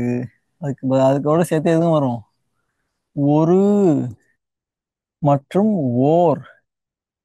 இந்த இரண்டுமே எதுக்கு உள்ளதுதான், அக்னிக்கு உள்ளதுதான். சரிங்களா? ஒரு மாணவர் சொல்லக்கூடாது, மாணவர் ஒருவர் அதான் சொல்லணும். அதே மாதிரியே ஒரு நண்பன் சொல்லக்கூடாது, நண்பன் ஒருவன் அப்படின்னு தான் சொல்லணும். சரிங்களா? இந்த சந்திப்பிழைகள்ல வரதுல இது மிக முக்கியமா இப்ப கேக்குறாங்க. எப்படி கேக்குறாங்க அப்படின்னா, சந்திப்பிழையற்ற தொடரை தேர்வு செய்யன்னு சொல்லிட்டு ஒரு மாணவன், ஓர் மாணவன். அதே மாதிரி அடுத்தது மாணவன் ஒருவன், மாணவன் ஓர்வர் அப்படின்னு கேட்குறாங்க. சரிங்களா? அந்த மாதிரி கேட்கும் பொழுது மாணவன் ஒருவன் என்ற இதுதான் சரியாக அமையும். நல்லா பார்த்துக்கோங்க. ஏன்னா நீங்க நம்மளுடைய இயல்பான விதிகளின் படி நீங்க பார்த்து ஓர் மற்றும் ஒரு அப்படிங்கிறது படியே என்ன பண்ணக்கூடாது, இதையும் பார்த்து விடக்கூடாது. சரிங்களா? உயர்தனியா இருந்துச்சுன்னா அதுக்கு முன்னாடி ஒரு ஓர் ரெண்டுமே வரக்கூடாது. ஓகே, உயர்தனிக்கு பின்னாடி தான் வரணும். அதையும் நல்லா பார்த்துங்க.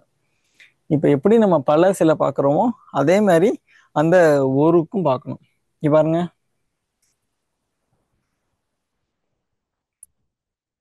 எனக்கு பல நண்பர்கள் உள்ளனர், இது தப்பு. எனக்கு நண்பர்கள் பலர் உள்ளனர். விழாவுக்கு சில பெண்கள் வந்திருந்தனர், விழாவுக்கு பெண்கள் சிலர் வந்திருந்தனர். நாட்டின் விடுதலைக்காக பாடுபட்ட பல தலைவர்களுள் இவரும் ஒருவர். நாட்டின் விடுதலைக்காக பாடுபட்ட தலைவர்கள் பலருள் இவரும் ஒருவர். இப்படித்தான் நம்ம எழுதணும். சரிங்களா? ஓகே.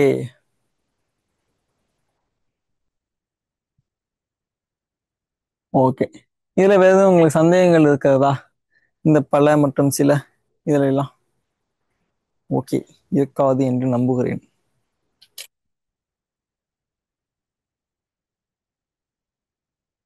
தேங்க்யூ.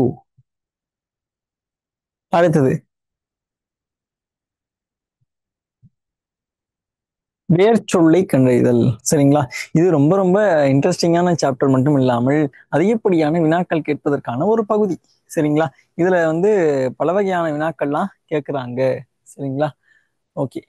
இப்ப சொல் என்றால் என்னன்னா மொழி, கிளவி, பதம் அப்படின்னு சொல்லிட்டு பல பெயர்கள்லாம் சொல்லுக்கு வச்சிருக்கோம். இப்ப பதம் அப்படிங்கிறது ரெண்டு வகைப்படும். ஒண்ணு பகுபதம், இன்னொன்னு பகாப்பதம் அப்படின்னு சொல்லி ரெண்டு வகையா பிரிக்கிறோம். பகாப்பதம் என்பது பிரிக்க முடியாத தனிச்சொல். என்னது? பிரிக்க முடியாத தனிச்சொல். அதாவது அதுக்கு மேல என்ன பண்ண முடியாது, சின்ன சின்ன பீசஸா கட் பண்ண முடியாது.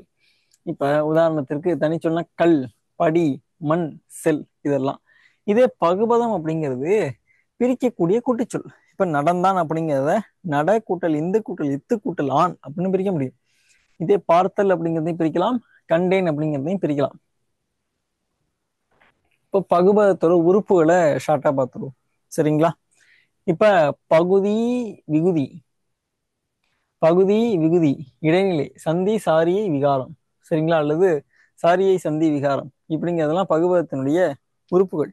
இதுல நம்ம மெயினா கத்துக்க வேண்டியது இந்த பகுதி தான். சரிங்களா? ஏன் அப்படின்னா இதுதான் நமக்கு என்னவா வரப்போகுது, வேர்ச்சொல்லாக வரப்போகுது. சரிங்களா? இப்ப சொல்லினுடைய முதல் நிலையாக இருப்பது இந்த பகுதி தான்.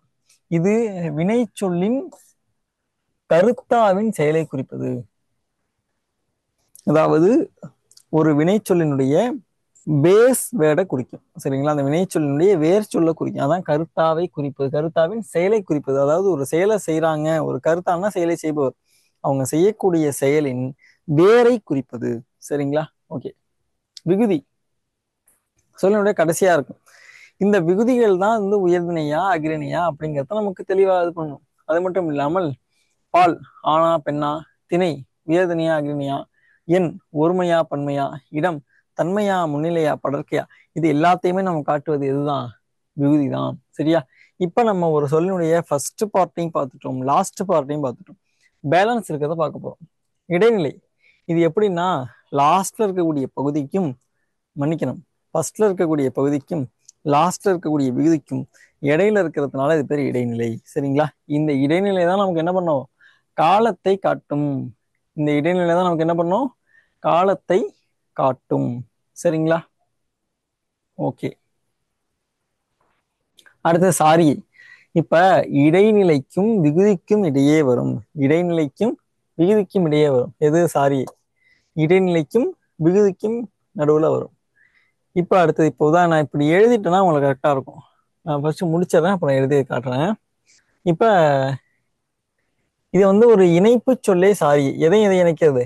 இடைநிலையையும் விகுதியை இணைக்கக்கூடிய இணைப்பு சொல் தான் சாரியை. விகுதியை சார்ந்து வருவதால், விகுதியை சார்ந்து வருவதால் இது என்ன சொல்றோம், சாரியை அப்படின்னு சொல்றோம். சரியா?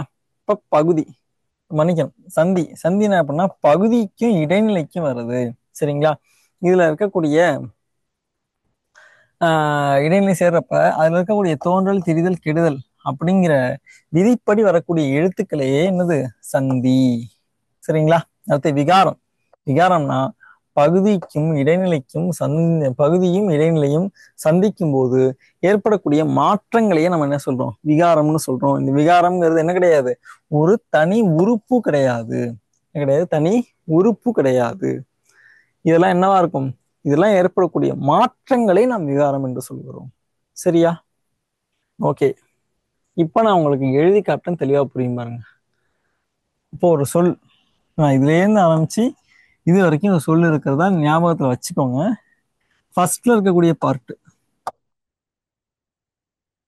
பகுதி, அதுக்கு அடுத்து லாஸ்ட்ல இருக்கக்கூடிய பகுதி என்னன்னா, லாஸ்ட்ல இருக்கக்கூடிய பார்ட் விகுதி. இது ரெண்டுத்துக்கும் இடையில இருக்கக்கூடிய பார்ட் பேர் என்னன்னா இடைநிலை.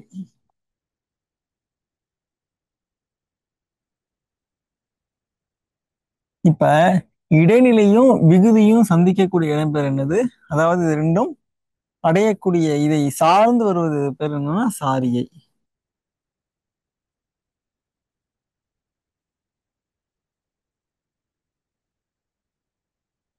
சரிங்களா? அடுத்தது, இந்த பகுதியும் இடைநிலையும் சேரும் போது வரக்கூடிய அடையக்கூடிய தோன்றல் திரிதல் கெடுதல் ஆகிய மாற்றங்களின் படி வரக்கூடிய எழுத்துக்கள் பேர் என்னது? சந்தி. இந்த இந்த பார்ட்ல இருந்து இந்த பார்ட் வரைக்கும் இது ஃபுல்லாவே நம்ம எடுத்துக்கலாம். இது அடையக்கூடிய மாற்றங்கள் பேரு விகாரம். இப்ப புரியுதா? பகுதி, விகுதி, இடைநிலை, சந்தி, சாரியை, விகாரம். புரியுதுங்களா? ஓகே.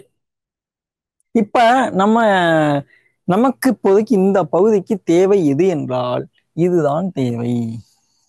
இவரை மட்டும் நம்ம என்ன பண்ண போறோம்? அவங்க டிஃப்ரெண்டான வேர்ட்ஸ் கொடுத்துருப்பாங்க. அதுல இவரை மட்டும் நம்ம தனியா எடுக்க போறோம். சரியா? ஓகே, பகுதி தான் எடுக்க போறோம். சரி, அப்புறம் ஏன் சார் இதெல்லாம் சொல்லி கொடுத்தீங்க அப்படின்னு கேட்டீங்கன்னா, இதுவும் உங்களுக்கு கண்டிப்பாக பயன்படும். எப்போ என்றால் என்ன பண்ணுவாங்க? ஏதோ ஒரு வேர் சொல் கொடுப்பாங்க. இப்ப வா, வா என்பது என்னன்னா ஒரு நல்ல அருமையான ஒரு வேர்ச்சொல்.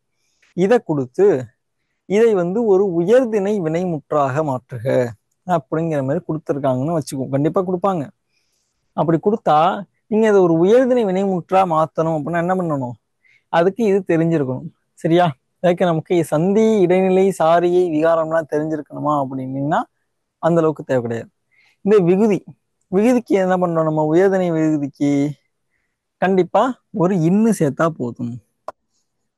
இன்னு சேர்த்தா வெறும் வான் அப்படின்னு சொன்னா இது வா அப்படிங்கிறதுக்கான ஒரு சொல்லா இருக்குமா அப்படின்னு கிடையாது. இப்ப வா அப்படிங்கிறத நம்ம உயர்திணை வினைமுற்றா மாத்தோம்னா அதுக்கு ஏத்த மாதிரி லாஸ்ட்ல ஆண்பாலை குறிக்கக்கூடிய இன்னு பொண்ணும் இப்ப இடையில இருக்கிறதெல்லாம் நம்ம ஃபில்அப் பண்ணணும். அதுக்கு நமக்கு இதெல்லாம் தேவை. சரிங்களா? இப்ப இது இறந்த காலத்தை குறிக்கிறதுக்காக என்ன பண்ணணும்? இந்த இடத்துல நடுவுல இந்துங்கிறது சேர்க்கணும். இப்ப இந்த வா என்பது என்னவா மாறும்? விகார புணர்ச்சியில இந்த வா என்பது குறிலா மாறி இந்த இடைநிலை சேரும்போது அப்படிங்கிற மாதிரி மாறிடும். சரிங்களா? அப்புறம் இந்த சாரியை அப்படிங்கிற ஒரு எழுத்து சேர்க்கணும். அந்த சாரியை இத்தா தான் மேக்சிமம் வரும். சாரிங்கிறது என்னவா வரும்? இத்தா தான் வரும். சரிங்களா? இப்ப நம்ம கரெக்டான ஒரு வினைமுற்று எது அப்படின்னு பாத்தீங்கன்னா ஆண் அப்படின்னு தான் வரும். உயர்திணை வினைமுற்றுக்கு பேர் என்னது? ஆண் தான் வரும். நான் உங்களுக்கு இன் அப்படிங்கிறது லாஸ்ட் எழுத்துக்காக போட்டேன். சரிங்களா? அப்ப இந்த இத்தும் இந்த ஆவும் சேர்றப்ப இந்த இடத்துல தா என்பது வரும். சரிங்களா? இப்ப எல்லாம் சேர்த்து பாருங்க, வந்தான்னு வரும். ஆனா ஒரு நல்ல விஷயம் என்ன தெரியுமா? இது எல்லாம் தெரியாமலே நீங்க இதை ஈஸியா கண்டுபிடிச்சிருவீங்க. இதெல்லாம் என்னது? இதெல்லாம் தெரியாமலே நீங்க என்ன பண்ணுவீங்க? இதை ரொம்ப ஈஸியா கண்டுபிடிச்சிருவீங்க. ஏன் அப்படின்னா உங்களுக்கு 4 ஆப்ஷன் கொடுக்க போறாங்க. 4 ஆப்ஷன் கொடுக்குற இடத்துல நீங்க அதை பார்த்தீங்கனாலே எளிமையா நீங்க கண்டுபிடிச்சிடலாம். நீங்க இவ்வளவு விதிகளை பயன்படுத்தணுங்கிற அவசியமே கிடையாது. ஆனா நான் ஏன் இதை சொன்னேன்னா, உங்களுக்கு தெரிந்தோ தெரியாமலோ நீங்க இதெல்லாம் பயன்படுத்தி தான் இப்படி கண்டுபிடிக்கிறீங்க. ஆனா நீங்க உணர வைப்பதற்காகத்தான் நான் இதை சொன்னேன். உங்க மைண்ட் வாய்ஸ் எனக்கு புரியுது. இல்ல சார் நான் உணராமலே இருந்துடுறேன், அடுத்ததுக்கு மூவ் பண்ணுங்கன்னு சொல்றீங்க. சரி, மூவ் பண்ணுவோம். இப்ப எப்படிலாம் வேர்ச்சொல் இருக்கும்? உதாரணத்திற்கு தனி குறில் மட்டுமே வேர்ச்சொல்லாகவும் இருக்கும். என்ன பண்ணும்? தனி குறில் மட்டுமே என்ன பண்ணும்? வேர்ச்சொல்லாக இருக்கும். இதெல்லாம் ஒரு வேர்ச்சொல் அப்படிங்கிறது எப்படிலாம் இருக்கும் அப்படிங்கிறதுக்கான ஒரு சில சிம்பிள் ரூல்ஸ். இப்ப ஒரு தனி குறில், தனியா இருக்கக்கூடிய ஒரு குறில் எழுத்து மட்டுமே என்ன பண்ணும்? வேர்ச்சொல்லாகவும் இருக்கும். எடுத்துக்காட்டு நோ. இப்ப நொந்தான் அப்படிங்கிற இடத்துல இந்த நோங்கிறது தான் பகுதி. அப்ப ஆகவே நோங்கிறது தான் வேர்ச்சொல். இப்ப தனிக்குறில் ஒற்றும் என்னவா இருக்கும்? நமக்கு வேர்ச்சொல்லா இருக்கும். இப்ப செல்கிறான், வேர்ச்சொல் என்னது? செல். இப்ப தனிக்குறில் ஒற்று, அது கூட ஒரு குற்றியல் உகரம், இதுவும் சேர்ந்து நமக்கு என்னவா இருக்கும்? ஒரு வேர்ச்சொல்லாக இருக்கும். இப்ப வெட்டினான், வெட்டு. தட்டினான், தட்டு. வருதா? ஓகே. இப்ப இரு குறில் என்னவா இருக்கும்? நமக்கு ஒரு வேர்ச்சொல்லாக இருக்கும். உதாரணத்துக்கு படித்தான், படி. கிழித்தான், கிழி. இப்ப தனிக்குறில் குற்றியல் உகரம். விலகினான், விலகு. பழகினான், பழகு. இது எல்லாமே என்னது? நமக்கு தனிக்குறில் இரு குறிலோட சேர்ந்த ஒரு குற்றியல் வரும். சரிங்களா? அடுத்தபடியாக இரு குறில் ஒற்று. இது பேர் என்னது? இரு குறில் ஒற்று. இது எப்படின்னா 2 குறில் எழுத்திற்கும் அது கூட ஒரு ஒற்று எழுத்து இருக்கும். இப்போ உதாரணத்திற்கு வளர்ந்தான், வளர். தளர்ந்தான், தளர். சரிங்களா? அடுத்ததா பாத்தீங்கன்னா நமக்கு இரு குறிலோட ஒரு ஒற்று இருக்கும், அதுக்கடுத்து ஒரு குற்றியல் உரமும் இருக்கும். ஒதுக்கினான், ஒதுக்கு, சறுக்கினான், சறுக்கு சொல்லலாம். அடுத்தது வெறும் நெடில், தனி நெடில் மட்டுமே என்னவா இருக்கும்? குற்றியல் உரமாக, மன்னிக்கணும், வேர் சொல்லாக இருக்கும். எப்படின்னா போனான் போ, வைத்தான் வை, ஈந்தான் ஈ அப்படிங்கிறது நமக்கு வரும். இப்போ அதே மாதிரி தனி நெடிலோட ஒரு குற்றியல் உரமும் வரும். சரிங்களா? கூறினான் கூறு, ஆடினான் ஆடு. அதே மாதிரி நெடிலோட சேர்ந்து ஒரு ஒட்டெழுத்து, அதுவும் நமக்கு இது வேர் சொல்லாக வரும். பார்த்தான் பார், வாழ்ந்தான் வாழ். தனி மன்னிக்கணும், இப்ப நெடில் ஒற்று குற்றியல் வரும். வாட்டினான் வாட்டு, சூட்டினான் சூட்டு வரும். அதே மாதிரியே வெறும் தனி, அதாவது நெடில் ஈரொற்று குற்றியல் வரும். அதாவது ஒரு நெடில் எழுத்து இருக்கும், அது கூடவே 2 புள்ளி வச்ச மெய்யெழுத்து இருக்கும். அதாவது மெய்யெழுத்து இருக்கும், அதுக்கு அடுத்து கடைசியில ஒரு குற்றியல் ஒரு எழுத்து இருக்கும். இப்படி இருந்தாலும் அது ஒரு வேர்ச்சொல் தான். அடுத்தது நெடில் குறில், ஒரு நெடில் எழுத்தும் ஒரு குறில் எழுத்தும் சேர்ந்தும் ஒரு வேர்ச்சொல்லா வரும். சரிங்களா? ஓகே, இப்போ ஒரு சில திரிபுகள் பார்க்க போறோம். இதுதான் வந்து வேர்ச்சொல்லுடைய பேசிக்ஸ். இதுல இருக்கக்கூடிய ஒரு திரிபுகள் பார்க்க போறோம். இப்ப வந்தான் வா, தந்தான் தா, கற்றான் கல், சென்றான் செல், கோத்தான் கோ, கோவை கோ, சீத்தல் சி, செத்தான் சா, கேட்டான் கேள், பெற்றான் பெரு, சுட்டான் சுடு, மாண்பு மான், மாண்டான் மாள், ஆண்டான் ஆள், கண்டான் கான், கூவுதல் கூவு, கூ அல்லது கூவு ரெண்டுமே வரும், பார்த்துக்கோங்க. வீழ்ந்தது வி ஆள் வீழ், சிறியவன் சிறுமை, வெள்ளையன் வெண்மை, பெரிது பெருமை. சரிங்களா? இந்த பெரிது அப்படின்னா வெறும் பெரி, வெள்ளையன்னா வெள், சிறியவள்னா சிறின்லாம் போட முடியாது. சரிங்களா? இதெல்லாம் வந்து அடிப்படையாக முக்கியமான திரிபுகள். சரிங்களா? இதெல்லாம் நம்ம வந்து சாதாரணமா பார்த்தோம் அப்படின்னா தப்பா எழுதக்கூடிய விஷயங்கள். ஆனா நல்லா படிச்சிருங்க. ஓகே, இப்ப ஒரு வேர்ச்சொல்லை தேர்வு செய்தல். ஒரு வார்த்தையில் வேர்ச்சொல்லை பிரிக்க முடியாது. ஒரு வார்த்தை என்ன பண்ண முடியாது? பொருள் வரும். சரிங்களா? கண்டிப்பா பொருள் வரணும். ஒரு வேர்ச்சொல்லை பார்த்தீங்கன்னா கண்டிப்பா பொருள் வரணும். எந்த மாதிரியான பொருள் வரணும்? கட்டளை பொருள் வரணும். அந்த வேர்ச்சொல் அதுக்கு மேலேயும் பிரிக்க முடியாத வகையில இருக்கணும். இந்த 2ம் பேசிக்ஸ். சரிங்களா? ஓகே, ஒரு வார்த்தையில வேர்ச்சொல்லை பிரிக்க முடியக்கூடாது. பொதுவாகவே வந்து வேர்ச்சொல் ஒண்ணு கட்டளையா இருக்கும் அல்லது ஏவலா இருக்கும். சரிங்களா? மேக்சிமம் ஏவலா இருந்தாலே அது கட்டளையா தான் இருக்கும். சரிங்களா? வேங்கோல் வினைமுற்று தவிர்த்து, மன்னிக்க, ஏவல் வினைமுற்ற தவிர்த்து. சரிங்களா? இப்ப ஓகே, ஆனா ஏவல் வினைமுற்று வேங்கோல் வினைமுற்று வந்து வினைமுற்று வரும்போது நான் உங்களுக்கு கிளியரா சொல்றேன். ஓகே ஓகே, இப்போ வந்து பாத்தீங்கன்னா அகழ்ந்தான் அகழ், அகன்று அகல், அடைந்தோம் அடை, அணிந்தான் அணி, அரியது அருமை, அலறல் அலறு. இதெல்லாம் நீங்க பார்த்துக்கோங்க. சரிங்களா? நான் அதெல்லாம் இது எல்லாமே கண்டிப்பா இதை பார்க்கக்கூடிய அனைத்து நல்லுள்ளங்களுக்கும் கண்டிப்பாக தமிழை நன்றாக படிக்க தெரியும். ஆகவே இதனை படித்துக் கொள்ளுங்கள். நான் உங்களுக்கு மெட்டீரியலா ப்ரொவைட் பண்ணிடுவேன். சரிங்களா? இதை நான் ஒவ்வொன்றா படிச்சு காட்டி 101 வார்த்தையும் படிச்சு காட்டி என்னுடைய டைம் வேஸ்ட் பண்ண விரும்பல. ஓகே, இப்ப வேர்ச்சொல்னா என்னங்கிறது உங்களுக்கு ஓரளவுக்கு ஒரு ஐடியா கிடைச்சிருக்கும். இப்ப ஒரு சொல் கொடுத்து அதுல இருந்து வேர்ச்சொல் கண்டுபிடிக்க சொன்னாங்கன்னா நம்ம ஒரு வேர்ச்சொல் எப்படி இருக்கும் அப்படிங்கிறதையும் சொல்லிட்டோம். அது எந்த மாதிரி பொருள்ல இருக்குங்கிறதையும் சொல்லிட்டோம். எந்தெந்த மாதிரி இடங்கள்ல வேர்ச்சொல் திரியுங்கிறதையும் சொல்லிட்டோம். அதுக்கான எடுத்துக்காட்டுகளும் கொடுத்துட்டோம். சரிங்களா? இதை தவிர்த்து வேற அவுட் சோர்ஸ்ல இருந்து கேட்பதற்கான வாய்ப்புகள்ங்கிறது கண்டிப்பாக இருக்காது. ஓகே, நல்லது. இப்போ என்ன பார்க்க போறோம்னா, இப்ப பார்த்த வேர்ச்சொற்களை வைத்து வினைமுற்று, வினையெச்சம், வினையாளனின் பெயர், தொழிற்பெயரை உருவாக்குதல். சரிங்களா? அது கூடவே வந்து அது எந்த வகை பெயரெச்சம் அப்படின்னு சொல்லிட்டு பெயரெச்சத்துடைய வகை எறிது. இது எல்லாத்தையும் நம்ம இதுல பார்க்க போறோம். ஃபர்ஸ்ட் ஒரு தொழில் பெயர். இப்ப தொழில் பெயர்னா என்ன அப்படின்னு வந்து பாத்தீங்கன்னா, ஏதேனும் ஒரு தொழிலை குறிக்கணும். சார் தொழிலை குறிக்கணும், ஆசிரியர் தொழில், விவசாய தொழில், இன்னும் வெவ்வேறு நிறைய பிஸ்னஸ், இதெல்லாம் வந்து தொழில் தானே சார் குறிக்கும். ஸோ இந்த சொல் தான் தொழில் பெயரா சார் அப்படின்னு கேட்டீங்கன்னா இது கிடையாது. ஒரு செயலை குறிக்கக்கூடிய சொல் பேர் தான் தொழிற்சொல். சரிங்களா? தொழில் பெயர், ஒரு செயலை குறிக்கக்கூடிய பெயர் தான் என்னது? தொழில் பெயர். இந்த இடமும் வினை சொல்லும் ஒரு மெல்லிய கோடு. கோட்டுக்கும் அந்த பக்கம் போனீங்கன்னா வினை சொல்லா போகும். இதே கோட்டுக்கு இந்த பக்கம் இருந்தீங்கன்னா அது தொழில் பெயரா இருக்கும். சரிங்களா? ஒரு தொழில் பெயர் என்பது கண்டிப்பாக அது வந்து ஒரு வினையை குறிக்கக்கூடிய ஒரு பெயர் தான், ஆனா வினை சொல்லல்ல. சரிங்களா? ரொம்ப தெளிவா குழப்பியிருக்கேன். சரி, இப்ப என்ன அப்படின்னா, அறுவகை பெயர் சொற்கள்ல நல்லா பார்த்துங்க, அறுவகை பெயர் சொற்கள்ல ஒண்ணு தொழில் பெயர். சரிங்களா? ஓகே, இப்ப நான் குழப்பத்துக்கான நானே போட்டு முடிச்ச நானே அவுக்குறேன். இப்ப என்னன்னா, தொழில் பெயரை நம்ம ரொம்ப எளிமையா கண்டுபிடிக்கலாம். எப்படின்னா, இந்த விகுதிகள் இருக்கும், இந்த விகுதிகளை வச்சு கண்டிப்பா கண்டுபிடிச்சிடலாம். சரிங்களா? வேறு சொல்லோட இந்த தல் விகுதி சேர்ந்துச்சுன்னா அது என்னவா மாறிடும்? தொழில் பெயரா மாறிடும். சரிங்களா? இதை இன்னொன்னு புரிஞ்சுக்கலாம். நீங்க ஒரு வினைச்சொல்லோட ஒரு தல் சேர்ந்துச்சுன்னா அது தொழில் பெயராக மாறுகிறது. சரிங்களா? இப்ப நான் ஓடுங்கிறது என்னது? ஒரு வினைச்சொல், அது ஒரு கட்டளை சொல். நான் அதுவே ஓடுதல் அப்படின்னு சொல்லி அந்த ஒரு வினைக்கு நான் ஒரு பெயரை வைக்கிறேன். ஆகவே அது என்ன போயிடுது?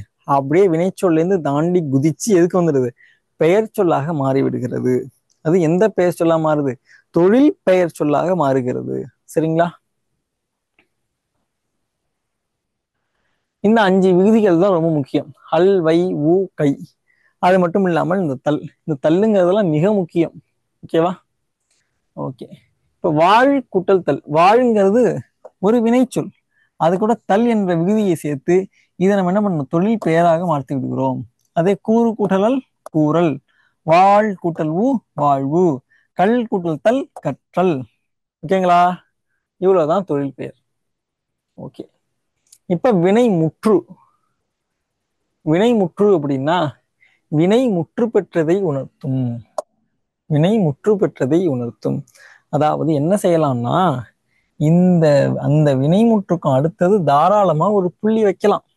அது என்ன புள்ளியா வைக்கலாம்? முற்றுப்புள்ளியா வைக்கலாம். அந்த முற்றுப்புள்ளியை வச்சிட்டோம்னா அது பொருள் முற்று பெற்றதாக அர்த்தம். சரிங்களா? இதை நம்ம என்ன பண்ணுவோம்? தெரிநிலை வினை, குறிப்பு வினை அப்படின்னு சொல்லி 2 வகையாகவும் பிரிக்க முடியும். சரிங்களா? உதாரணத்திற்கு வெறும் ஓடி அல்லது பாடி அல்லது நடந்து அப்படின்னு சொன்னோம்னா அதுல என்ன இல்லை? ஒரு பொருள் முற்று பெறல. அவன் ஓடி என்ன செஞ்சான்? ஒரு கொஸ்டின் இருக்கும். நான் என்ன பண்றேன்? ஓடி வந்தான் அப்படின்னு சொல்லி வந்தான்னு சொல்லி ஒரு முற்றை சேர்த்து புள்ளி வைக்கிறேன். அப்போ அவன் ஓடி வந்துட்டான்ப்பா. இந்த ஒரு மீனிங் நமக்கு கிடைக்கும். சரியா? இத மாதிரி ஒரு பொருளை முற்று பெறச் செய்வது அல்லது ஒரு வினை முற்று பெற்றதை உணர்த்துவது வினைமுற்று. சரியா? இப்ப இது கண்டிப்பாக காலம் காட்டும். என்னது? வினைமுற்று கண்டிப்பாக காலம் காட்டும். இன், இல், இர், து, ந, ஏன், ஓம், ஆய், ஈர், ஈர்கள் இவற்றில் ஒன்றாய் முடியும். இதெல்லாம் என்னது? வினைமுற்றுகள்.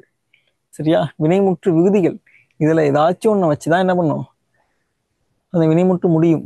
இதனை பகுதி, இடைநிலை, விகுதி என பிரிக்க முடியும். ஒரு வினைமுற்றை என்ன பண்ணலாம்? நம்மளால பகுதி, விகுதி, பகுதி, விகுதி, இடைநிலை அப்படின்னு சொல்லி பிரிக்கலாம். அதே மாதிரி ஒரு பெயரை கொண்டு முடியும். சரிங்களா? பாருங்க, நடந்தான் ஆண்பால் வினைமுற்று, நடந்தாள் பெண்பால் வினைமுற்று. சரிங்களா? ஓகே, இப்ப தெரிநிலை வினைமுற்றை பத்தி பார்ப்போம். செய்பவன் கருவி நிலம் செயல் காலம் செய்யப்படு பொருள், அதாவது செய்பொருள். சரிங்களா? செய்பவன் கருவி நிலம் செயல் காலம் செய்யப்படு பொருள். இந்த 6ஐயும் வெளிப்படையாக உணர்த்தக்கூடிய வினைச்சொல் தெரிநிலை வினைமுற்றாகும். சரிங்களா? உதாரணத்திற்கு வனைந்தான்னு ஒரே ஒரு வார்த்தையை தான் சேர்க்கிறேன். வனைந்தான்னா என்ன வரைய முடியும்? பானையை தான் வணைய முடியும். அதுக்கு பேர் தான் வனைந்தான் என்கிற அந்த ஒரு சொல். இப்போ யாரு பானையை வணைகிறா? பானையை யாரு வரைவாங்க? ஒரு டாக்டர் உட்கார்ந்து ஒரு மேஜையில வச்சு பானை வணைவாரா? அல்லது ஒரு வக்கீல் அல்லது ஒரு நீதிபதி அந்த சுத்தி எல்லாம் வச்சிருப்பார்ல கையில, அவர் வந்து ஒரு பானை வணைவாரா? அந்த கணம் கோர்ட்டார் அவர்களே, தற்போது நான் ஒரு பானை வணைய போகிறேன்னு வணைவாரா? வணைய மாட்டார். யாரு தான் வணைவாங்க? குயவன் தான் பானைய வணைவாங்க. சரிங்களா? அப்ப செய்பவன் யாரு? குயவன். கருவி எதை வச்சு செய்வாங்க?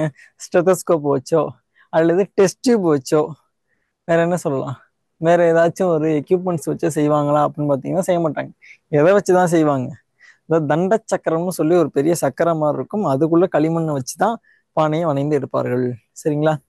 அப்ப அது பேர் தண்ட சக்கரம். கருவியை நமக்கு உணர்த்துது தண்ட சக்கரம்னு சொல்லி. அடுத்த நிலம். நிலம் எது? ஐடி பார்க் அல்லது டைட்டல் பார்க் அல்லது கோர்ட்டு அல்லது ஹாஸ்பிட்டல், அந்த மாதிரி எதுவுமே கிடையாது. இது குயவனோட வீடு. இவர் இந்த பானை வணையறதுக்காக என்ன பண்றாரு, ஒரு இதுல வேற ஏதாச்சும் பீனிக்ஸ் மால் அது மாதிரி எதுவும் பெரிய மால்ல போய் நடுப்பற உட்காந்துக்கிட்டு பானை வரைய போறாருன்னா கிடையாது. அவருடைய வீட்டு வாசல்ல வணைய போறாரு, அவ்வளவுதான். அடுத்தது செயல். செயல் என்னது? ஆடுதல், பாடுதல், ஓடுதல் எது நடக்குதா? கிடையாது. பானைய வணையிறாங்க, அப்ப வணைதல் என்று செயல் நடக்குது. காலம்.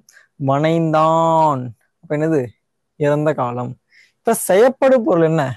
இந்த பானை வணைந்தான்னு சொல்லிட்டேன், அதற்கு செய்யப்படும் பொருள் என்ன? எதுவும் கார் வந்துருமா பானை வணைந்தோன்னா? அல்லது ஒரு ஃபிளைட் அதுல இருந்து வரப்போதா? கிடையாது. என்னதான் வரப்போகுது? மணல் குடம், அதாவது பானை அல்லது மண் குடம். ஓகே, சரி. இந்த ஆறையும் நமக்கு எந்த விதமான குழப்பமும் இல்லாமல் மிக தெளிவாக உணர்த்துவதுதான் எது? தெரிநிலை வினைமுற்று. சரிங்களா? அடுத்தது குறிப்பு. சரி, இவ்வாறு ஆறு பொருள்களையும் வளைந்தான் என்கிற சொல் தெரிவித்து வருவதால் இது தெரிநிலை வினைமுற்று ஆயிற்று. அடுத்த குறிப்பு வினைமுற்று பார்க்க போறோம். குறிப்பு வினைமுற்று என்ன அப்படின்னா, பொருளிடம், காலம், சினைகுணம், தொழில், இது எல்லாமே என்னது? அறுவகை பெயர் சொற்கள். இந்த அறுவகை பெயர்களின் அடியாக தோன்றி செய்பவன், கருவி, நிலம், செயல், காலம், செய்யப்படு பொருள் எனும் ஆறனுள், செய்பவன், கருவி, நிலம், செயல், காலம், செய்யப்படு பொருள் என்ற ஆறனுள் இதுல செய்பவனை மட்டும் வெளிப்படையா காட்டும். செய்பவனை மட்டும் வெளிப்படையா காட்டும். என்ன பண்ணாது? மற்றவற்றை குறிப்பாக உணர்த்தக்கூடிய வினைச்சொல் குறிப்பு வினைமுற்றாகும். இன்னும் மிக முக்கியமானது என்ன அப்படின்னு வந்து பாத்தீங்கன்னா, இது கண்டிப்பாக காலம் காட்டாது.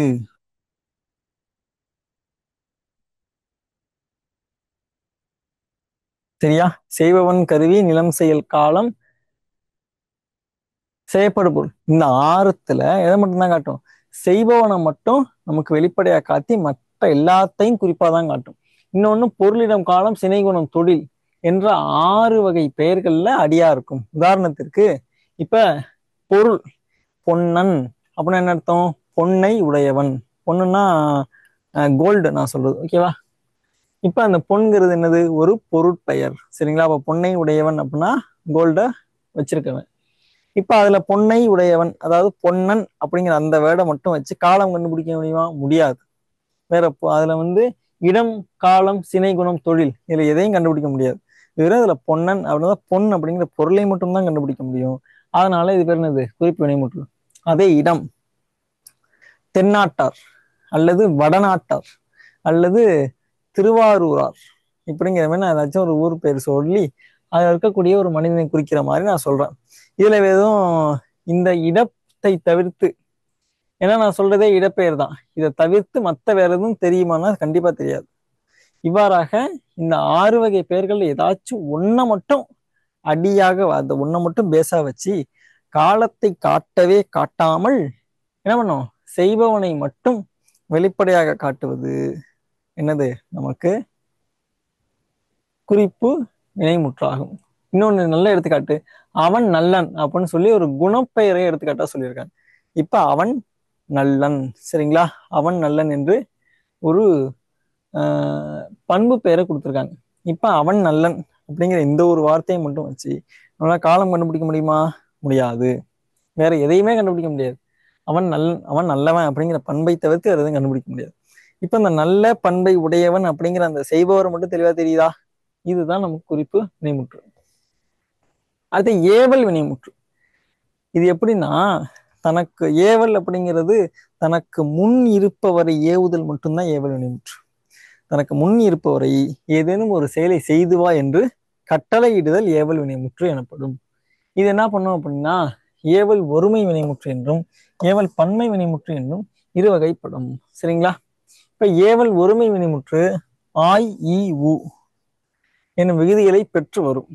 ஏவல் பன்மை வினைமுற்று மின், உம், கல் என்ற விகுதிகளை பெற்று வரும். சரிங்களா? உதாரணத்திற்கு நீ காண்பாய் சொல்ற, நீ காண்பாய், நீ காண்பாய் அப்படின்னு சொல்றோம். இது என்னது? எனக்கு முன்னாடி இருக்கிறவங்கள்ட்ட ஒரு கட்டளை, நீ காண்பாய் அப்படிங்கிற மாதிரி ஒரு கட்டளை. அதுல ஆய் அப்படிங்கிறது முடிஞ்சிருக்கா? அடுத்தது நல்ல நூல் படி, ஈல முடிஞ்சிருக்கு. ஓகேவா? அடுத்தது கட்டுரை எழுது, ஊழ முடிஞ்சிருக்கு. இதெல்லாம் வந்து ஏவல் வினைமுற்று. ஒருபோதும் ஏவல் வினைமுற்றுல நம்மளை பார்த்து நம்ம சொல்லிக்க மாட்டோம். படி எழுது அப்படிங்கிறது சொல்ல மாட்டோம். சரியா? அப்ப தன்மை இடத்துல எது வராது? இந்த ஏவல் வினைமுற்று வராது. அதே மாதிரி படற்கை இடத்துலயும் வராது. படற்கை இடம்னா எப்படின்னா, தன்மைனா என்னை பத்தி சொல்றது, முன்னிலைன்னா உங்கள்கிட்ட சொல்றது, இவ்வளவுதான். படற்கைனா இப்ப நம்ம பேசிட்டு இருக்கோம், ஃபர்ஸ்ட் பர்சனும் இல்லாம செகண்ட் பர்சன் இல்லாம தேர்ட் பர்சன். நமக்கு எதுக்க இருக்கிறவங்கள்ட்ட சொன்னாலே கேட்க மாட்டான். இதை விட்டு நம்ம படற்கை, நான் இங்க இருந்துகிட்டு அவன் வீட்டு பாடம் எழுதி வர வேண்டும் அல்லது அவன் கடைக்கு போக வேண்டும்னு சொன்னா அவனுக்கு கேட்குமா? கேட்காது. சோ அது மாதிரி சொல்ல முடியுமா? முடியாது. ஆகவே இந்த ஏவல் வினைமுற்று முன்னிலை இடத்தில் மட்டும்தான் வரும்.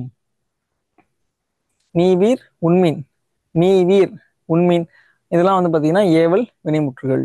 ஓகே. அடுத்த வியங்கோல் வினைமுற்று. க இய இயர், இந்த விகுதிகள் கண்டிப்பா வரும். க இய இயர் மற்றும் அல்,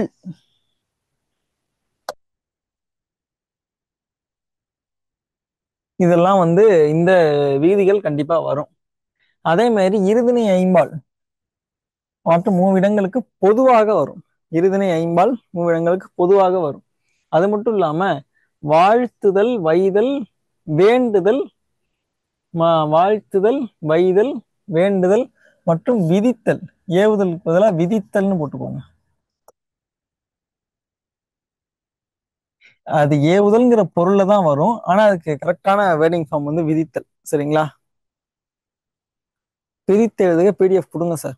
அதான் கொடுத்துட்டேனே உங்களுக்கு. இது அனுப்பியிருக்காங்க பாருங்க. நேத்தி உள்ள மெட்டீரியல்ல உங்களுக்கு சேர்த்து அனுப்பியிருப்பாங்க. சரிங்களா? புணர்ச்சி அப்படிங்கிற தலைப்பின் கீழே வந்து பிடிஎஃப் அனுப்பியிருக்காங்க. ஓகேவா? நானும் அந்த குரூப்ல இருக்கேன், பார்த்தேன், அனுப்பிட்டாங்க. நீங்க அதை செக் பண்ணிக்கோங்க. ஓகே. புணர்ச்சி அப்படிங்கிறதுலேயே வந்து பார்த்தீங்கன்னா ஒரு 18 பேஜோ 19 பேஜோ சம்திங் இருக்கும். அதுக்குள்ளேயே அந்த சேர்த்தெழுதுக பிரித்தெழுதுகவும் இருக்கு. Okay, done. இந்த 4 வகை பொருள்ல தான் வினைமுற்று வரும். அதே மாதிரி எதிர்காலம் மட்டும் காட்டாது, 3 காலமும் காட்டும். சரியா? அதே மாதிரி தல், அல், ஈயர், வேண்டும், தகும், படும், ஈ என்பனவும் வியங்கோல் விதிகளாக வரும்.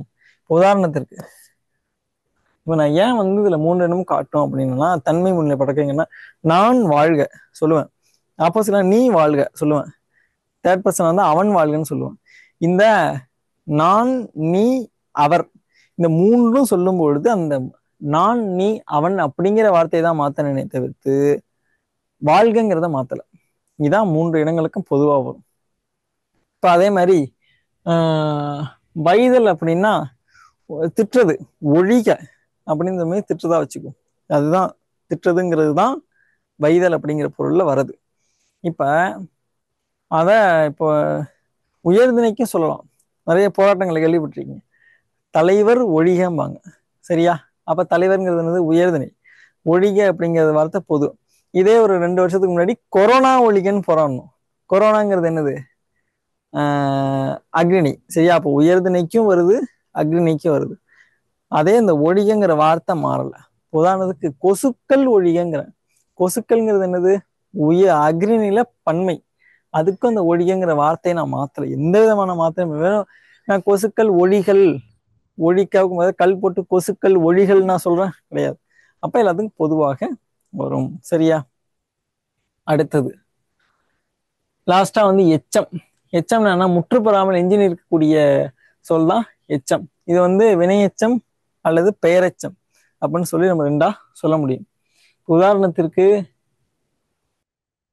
தமிழன் வந்து போனான். வந்துங்கிறது என்னது? இன்னும் சிம்பிளா சொல்ல போனா ஈ மற்றும் உ, இதுல முடிஞ்சா நம்ம என்ன சொல்லுவோம்? வினையெச்சம் அப்படிங்கிற மாதிரி பொதுவா சொல்லுவோம். ஆனா நல்லா மைனூட்டா பார்த்தோம்னா இதையும் தாண்டி நிற்கும். சரிங்களா?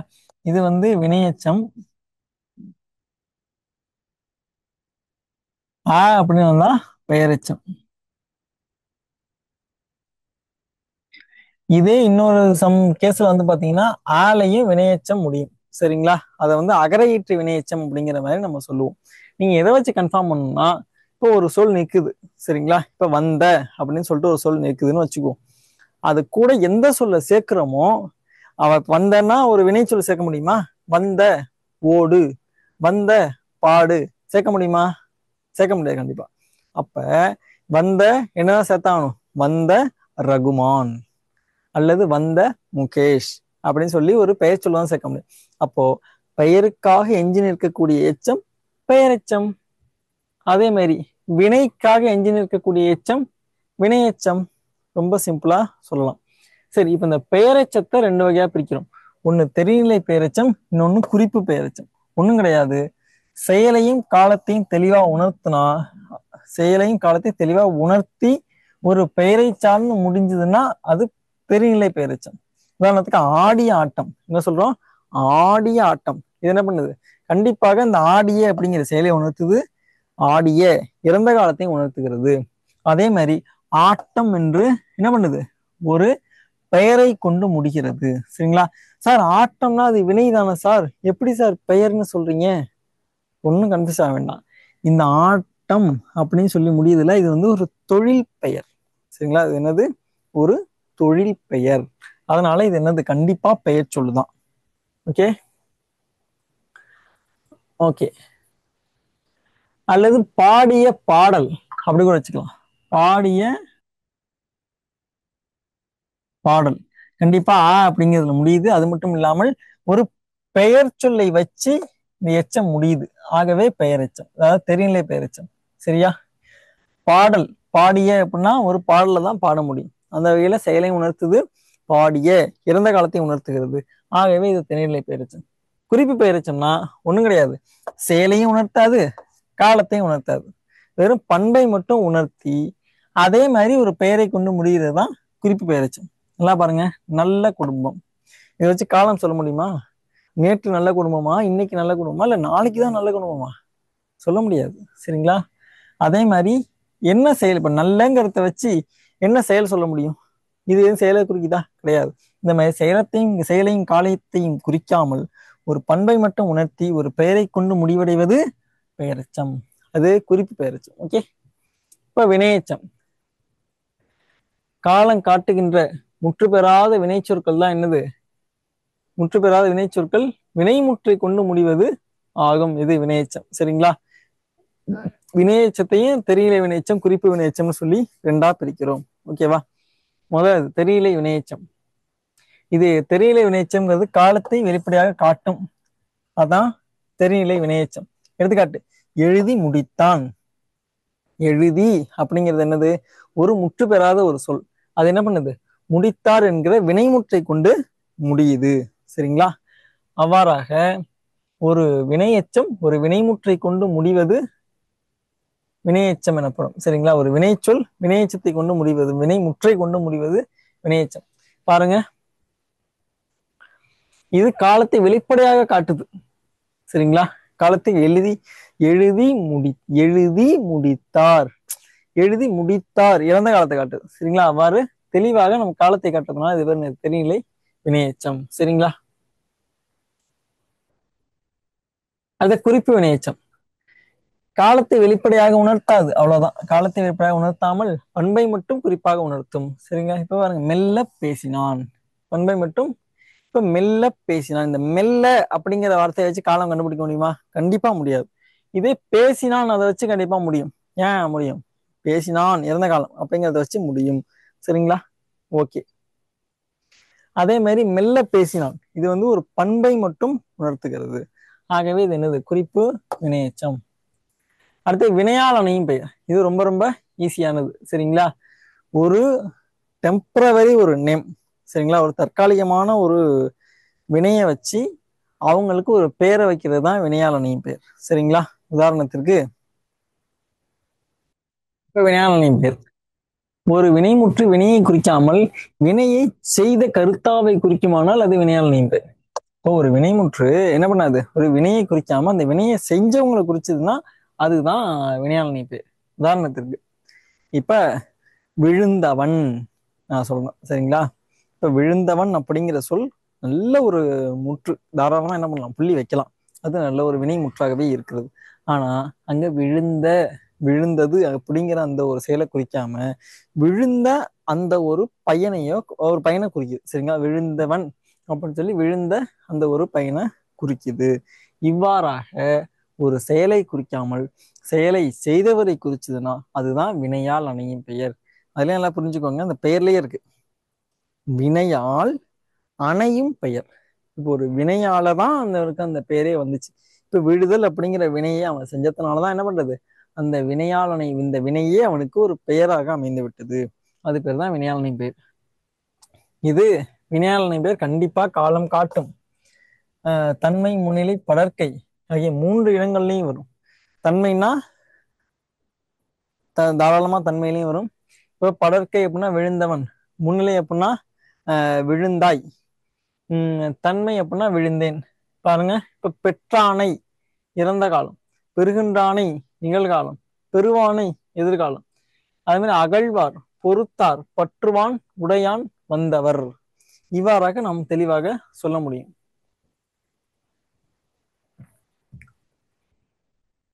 இப்போ நம்ம கான்செப்டுக்கு வரும். இதெல்லாம் நான் பேசிக்ஸ்க்காக உங்களுக்கு சொன்னதுதான். இப்போதான் கான்செப்டுக்கு வரும். இப்ப வேறு சொல்லலாம் என்னது, ஒரு பகுதி, ஒரு சொல்லினுடைய பகுதியாக இருக்கக்கூடிய சொல் தான் வேர் சொல்னு சொல்லிட்டோம். அதை வச்சு இப்ப நம்ம பாக்குறோம். வேர் சொல்லை, இந்த கொடு அப்படிங்கிற வேர் சொல்லை வைத்து என்ன பண்றோம், ஒரு வினைமுற்று உண்டாக்குறேன். எது, கொடுத்தான், உருவாக்க முடியுதா? இதே பெயரெச்சம் கொடுத்த, இதே வினையெச்சம் கொடுத்து, இதே வினையாளனை பெயர் கொடுத்தவன், இதே தொழில் பெயர் கொடுத்தல். இதே மாதிரிதான் உங்களுக்கு கொஸ்டின் வரும். சரிங்களா? பெரு என்கிற வினைச்சொல்லை, பெரு என்கிற வேர் சொல்லை பயன்படுத்தி வினைமுற்று உருவாக்கு, பெற்றான். இதே எதிர்கால வினைமுற்று உருவாக்கு அப்படின்னா என்ன உருவாக்கலாம், எதிர்கால வினைமுற்று பெறுவான் உருவாக்கலாமா? இதே நிகழ்கால வினைமுற்று பெறுகின்றான். சரியா? இதே பெயரெச்சம் பெற்ற, பெயரெச்சத்துல காலத்தெல்லாம் காட்ட முடியாது. சரி, காலம் காட்டாது. ஓகேவா? இது பெற்ற, அவ்வளவுதான். வினையெச்சம் பெற்று, வினையாளனை பெயர் பெற்றவன், தொழில் பெயர் பெறல். சரிங்களா? இதே இந்த பெற்றவன்கிறது இறந்த காலத்துல இருக்கு. இதே எதிர்காலத்துல சொல்லணும்னா பெறுபவன் சொல்லலாம். சரிங்களா? இதே நிகழ்காலத்துல சொல்லணும்னா பெறுகின்றவன். ஓகேவா? ஓகே.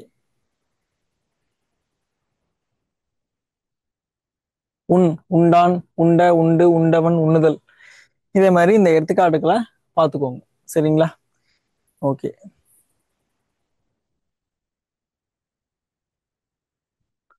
சரி, இதுல வேற எதுவும் உங்களுக்கு சந்தேகம் இருக்கா?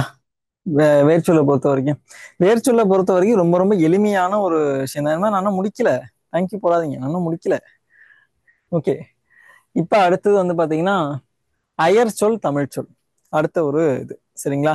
இப்ப அயர் சொல் தமிழ் சொல் அப்படின்னா என்னன்னா, பிறமொழி சொல் ஒண்ணு கொடுத்துருப்பாங்க, அதுக்கான தமிழ் சொல்லை நான் கண்டுபிடிக்க வேண்டும். சரிங்களா? இதையும் நான் ஏன் இந்த கிளாஸ்க்குள்ளே கொண்டாடுறேன் அப்படின்னா, இது கிளாஸ் கிடையாது, இதுக்கு நான் மெட்டீரியல் தான் உங்களுக்கு கொடுப்பேன். சரிங்களா? இப்ப அக்கிரமம் அப்படின்னா முறைகேடு, அகங்காரம் செருக்கு, அகதி ஆதரவற்றோர், அகிம்சை ஊறு செய்யாமை, இது போன்ற பல்வேறு பிறமொழி சொற்கள் இருக்கிறது.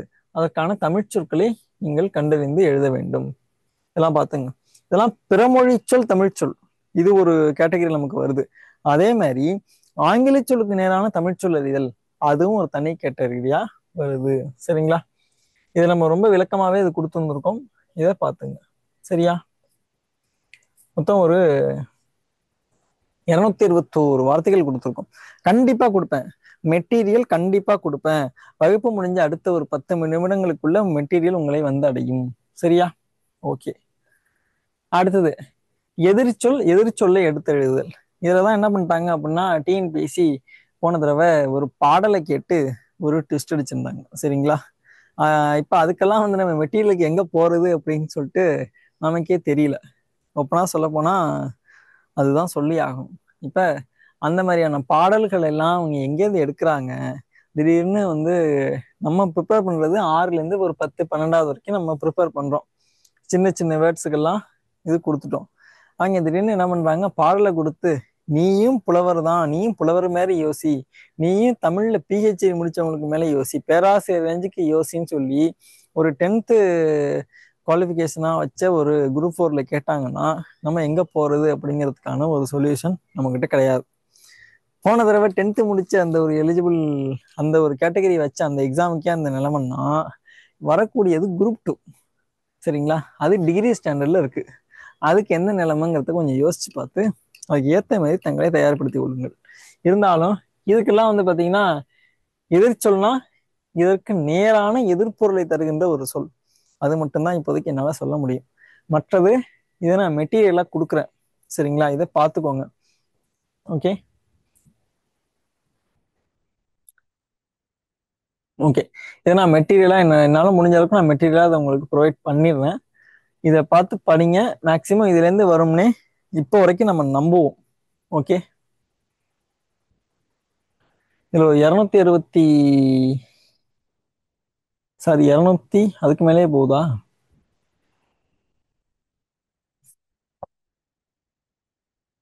ஓகே, ஒரு 336 சொற்கள் நான் கொடுத்துருக்கேன். சரிங்களா, இந்த சொல்ல எல்லாத்தையும் படிச்சீங்க.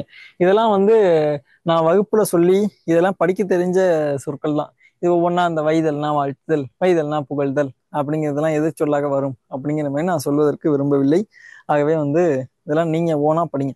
நான் என்னதான் உங்களுக்கு 1.5 மணி நேரம் நான் கிளாஸ்ல அதை கத்துனாலும் கூட இதெல்லாம் நீங்க படிச்சு உள் மனதில் ஏற்றிக்கொள்ளும் பொழுதுதான் பரீட்சையில பயன்படும். சரிங்களா, இதையும் படிங்க.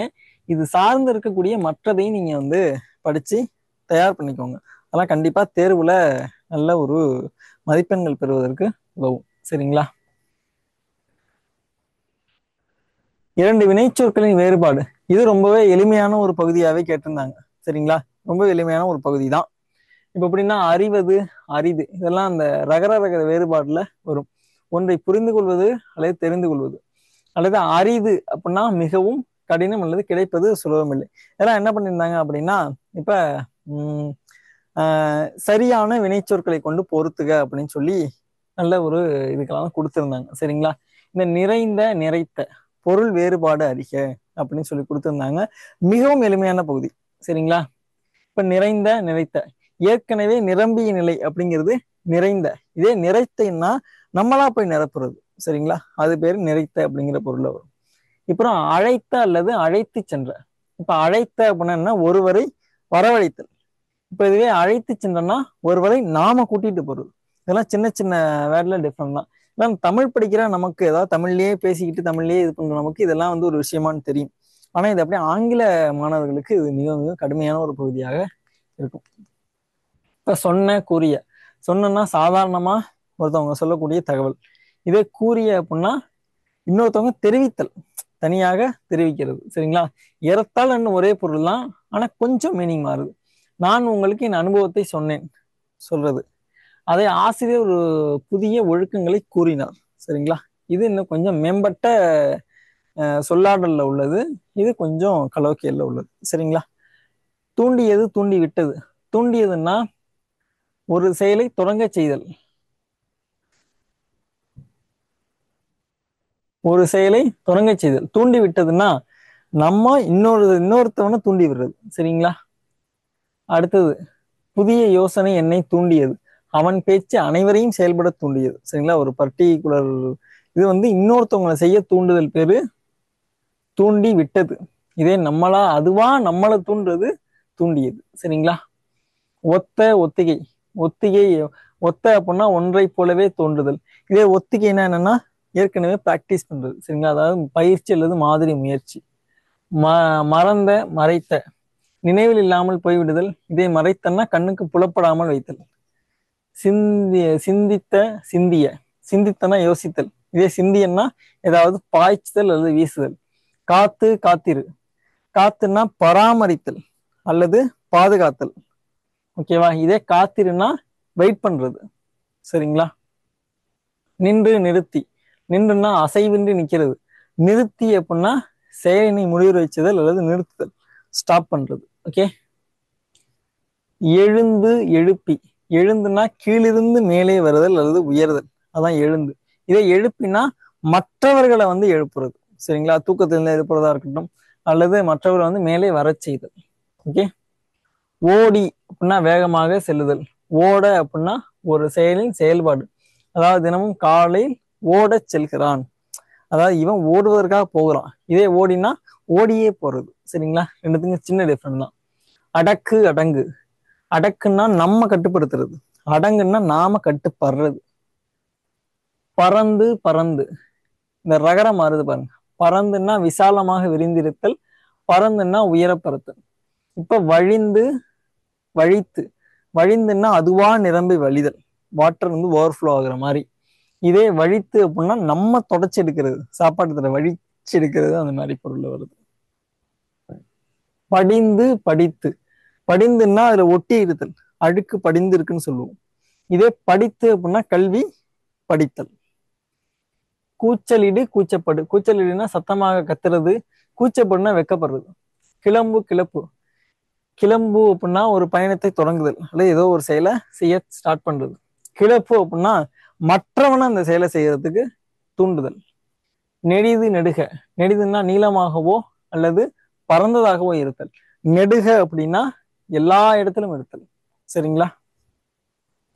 விரிக்க விரிவு. விரிக்கன்னா ஒன்றை வந்து நீட்டி அமைத்தல், விரிவுன்னா விசாலமானது. சரியா? உருக்கு உருகு அல்லது உருக்கு. பனிக்கட்டி உருகியது, அது ஆட்டோமேட்டிக்கா நடக்கிறது, அதுக்கு உருகுன்னு சொல்லுவோம். அதே உருக்கு அப்படின்னா இரும்பை உருக்கினான், இவனா செய்யறது. சரியா? சிதை சிதற. சிதைன்னா வந்து உடையுதல் அல்லது அழுகுதல். சிதறன்னா ஒரு பொருள் பல இடங்களும் பறந்து விழுதல். சரிங்களா? இதுல வந்து சிலப்பதிகாரத்துல கண்ணகி அந்த சிலம்பை அடித்து உடைத்தால் சிலம்பு பரல்கள் சிதறியது. ஓகேவா? அது ஒரு சின்ன சின்ன பரல்களும் பல்வேறு இடங்கள்ல போய் விழுறது. இதே சிதை அப்படின்னா என்ன பண்றான், அந்த கோவலனை அந்த வாயில் காவலர், அந்த இதுல இருக்கக்கூடிய பாண்டிய காவலர்கள் என்ன பண்றாங்க, சிதைக்கிறாங்க, அதாவது வெட்டி கொள்கிறார்கள். ஓகே. அதே முளை அல்லது முளைத்து. முளைனா புதிதாக தோன்றுதல், முளைத்துனா வேர்கள் வருதல். கரை கரைய. கரைன்னா ஆற்றின் பக்கத்துல இருக்கக்கூடிய கரை. கரைதல்னா நம்ம கரைத்தல். சரியா? மாவு கரைக்கிறது, வாட்டவர். அப்புறம் கெடு கெடுத்து. கெடுன்னா கால அவகாசம். சரியா? அதே கெடுத்து அப்படின்னா மற்றொன்றை சேதப்படுத்துதல். தூங்கு தூக்கி.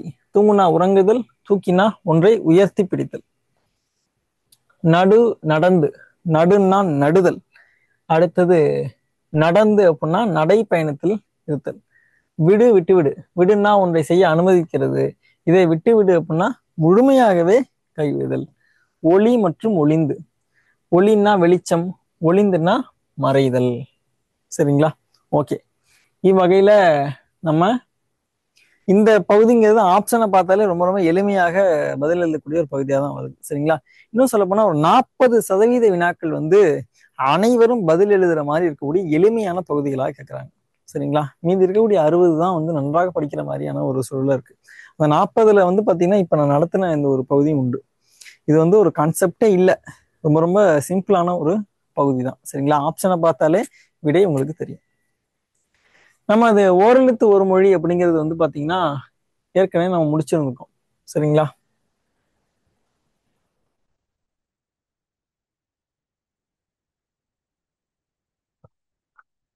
ஓரெழுத்து ஒரு மொழியை பொறுத்த வரைக்கும் நம்ம சொற்பொருள் அறிதல் அப்படிங்கிறதுல நான் கொடுத்துருக்கேன். சரிங்களா? இருந்தாலும் வந்து இதுலயும் படிச்சுக்கோங்க. கிட்டத்தட்ட 42 ஓரெழுத்து ஒரு மொழிகள் நம்மளுடைய பாடப்புத்தகத்துல கொடுத்துருக்காங்க. ஆனா இதுல இருந்தா கேட்பாங்களா சார்னு கேட்க மாட்டாங்க. வேணா போன தடவையே கேட்கல. இதையும் தாண்டி பல்வேறு ஓரெழுத்து ஒரு மொழிகள் இருக்கு. நம்ம இந்த ஓரெழுத்து ஒரு மொழிகள் எக்ஸ்ட்ரா இருக்கக்கூடிய ஓரெழுத்து ஒரு மொழிகள்லாம் நம்ம படிச்சுட்டு போவோம். ஆனா அவங்க அதுல இருந்து கேட்காம தேவிரா அப்படிங்கிற ஒரு புத்தகத்துல இருந்தெல்லாம் கேட்டிருக்காங்க. கேட்டு வச்சு என்ன பண்ணியிருக்காங்கன்னா, மொத்தமா எத்தனை ஓரெழுத்து ஒரு மொழி இப்ப கணக்கிட்டு எடுத்தா இருக்கு அப்படிங்கிறதெல்லாம் வினாக்கள் கேட்டிருந்தாங்க. அந்த மாதிரி வினாக்கள்லாம் இந்த அடுத்த முறை வராது அப்படிங்கிற ஒற்றை நம்பிக்கையோட இதையும் படிங்க. சரிங்களா? நானும் உங்களுக்கு இதுக்கான கூடுதல் மெட்டீரியல் தரேன். சரியா? இதெல்லாம் வந்து தற்போதைக்கு நீங்க படிச்சு மனப்பாடம் பண்றதுலதான் இருக்கு. நான் இதெல்லாம் கொஞ்சம் விரைவா உங்களுக்கு கொடுக்கறதுக்கான அடிப்படை காரணம், எல்லாத்தையும் படிச்சு இருக்கக்கூடிய அந்த டைமிங்ல ரிவிஷன் பர்பஸ்க்காக கொடுக்கறதா கூட வச்சுக்கலாம். சரிங்களா? நல்லா படிச்சு இதை வந்து மனப்பாடம் பண்ணி வச்சுக்கோங்க.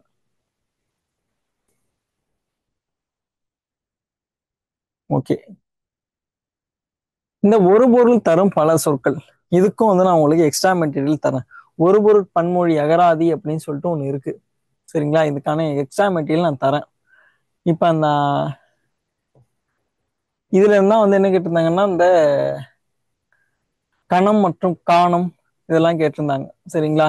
இதெல்லாம் வந்து இதுல இருந்து வரக்கூடிய ஒரு பகுதி தான். சரிங்களா? இதுக்கு நான் வந்து உங்களுக்கு எக்ஸ்ட்ரா மெட்டீரியல் தரேன்.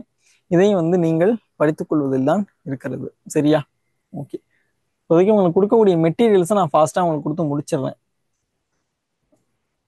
இந்த ஒரு பொருள் குறித்த பல சொற்களும் பல பொருள் குறித்த ஒரு சொல் அப்படிங்கிறதும் வந்து பாத்தீங்கன்னா உங்களுக்கு எல்லாம் சேர்ந்து வரக்கூடிய ஒரு மொத்தமான தொகுப்பு. சரிங்களா? இது படிச்சாலும் அது எழுதலாம், அது படிச்சா அது எழுதலாம் அப்படிங்கிற ஒரு இதுலதான் இருக்கும். இது பாயிண்ட். இன்னொரு பாயிண்ட் என்ன அப்படின்னா, நம்ம வந்து ஆரம்பத்திலே வந்து உங்களுக்கு ஒரு மெட்டீரியல் கொடுத்துருக்கேன். சரிங்களா? ஒரு பொருள் குறித்த பல சொற்கள் அப்படிங்கிறதெல்லாம் கொடுத்துருக்கேன். சரிங்களா? அந்த மெட்டீரியல் படிச்சீங்கனாலும் இதுல இதுல மிஸ்ஸே ஆகாது. சரிங்களா? ஏன்னா அதை தவிர்த்து வார்த்தைகளே இல்லை அப்படிதான் சொல்லணும், சொல்ல போனா. ஏன்னா அது நம்ம தமிழ் வளர்ச்சித்துறையினுடைய அகரமுதலி திட்ட இயக்கம் வெளியிட்ட ஒரு நூல். அது பல்வேறு அறிஞர்கள் சொன்ன அந்த வார்த்தைகள் எல்லாத்தையும் எடுத்து மொத்த தொகுப்பா இருக்கு. அதை அப்படியே பேஸ்மெண்ட்ல கொடுத்துட்டேன். அதை தவிர்த்து வேற எங்கேயும் வினாக்கள் எடுக்கவே முடியாது. ஓகேவா? அதை நல்லா படிச்சுங்க. ஓகே. இந்த பொருந்தா சொல் போன்ற இதெல்லாம் வந்து நம்ம அடுத்தடுத்த வகுப்புகள்ல பார்க்கலாம். சரிங்களா? இந்த பொருந்தா சொல்லலாம் வந்து அவங்க எந்த பேசிக்ல கேட்கறாங்க அப்படின்னு நம்மளால ஒரு அறுதிட்டு சொல்ல முடியல. சரிங்களா? ஏன்னா போன தடவை வந்து ஒரு இதுல கேட்டிருந்தாங்க, அதனுடைய இது நம்மளே கொஞ்சம் எதிர்பார்க்காத ஒன்றா இருந்துச்சு. சரியா? இன்னொன்னு அந்த ஒரு பொருள் குறித்த பல சொற்கள் இருக்கு இல்லையா, அந்த மாதிரி ஒரு பேசிக்ல வச்சு கூட என்ன பண்ணலாம், அந்த பொருந்தாத சொற்கள் கேட்கலாம்.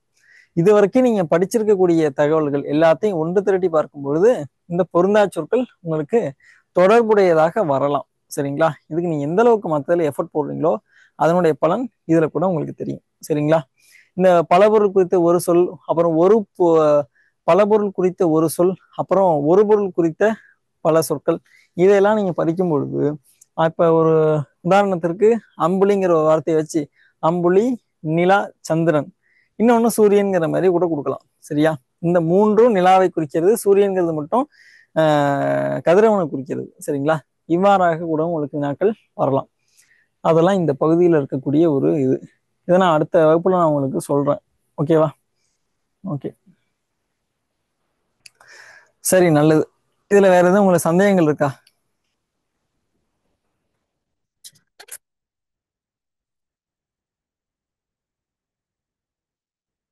Okay sir, thank you.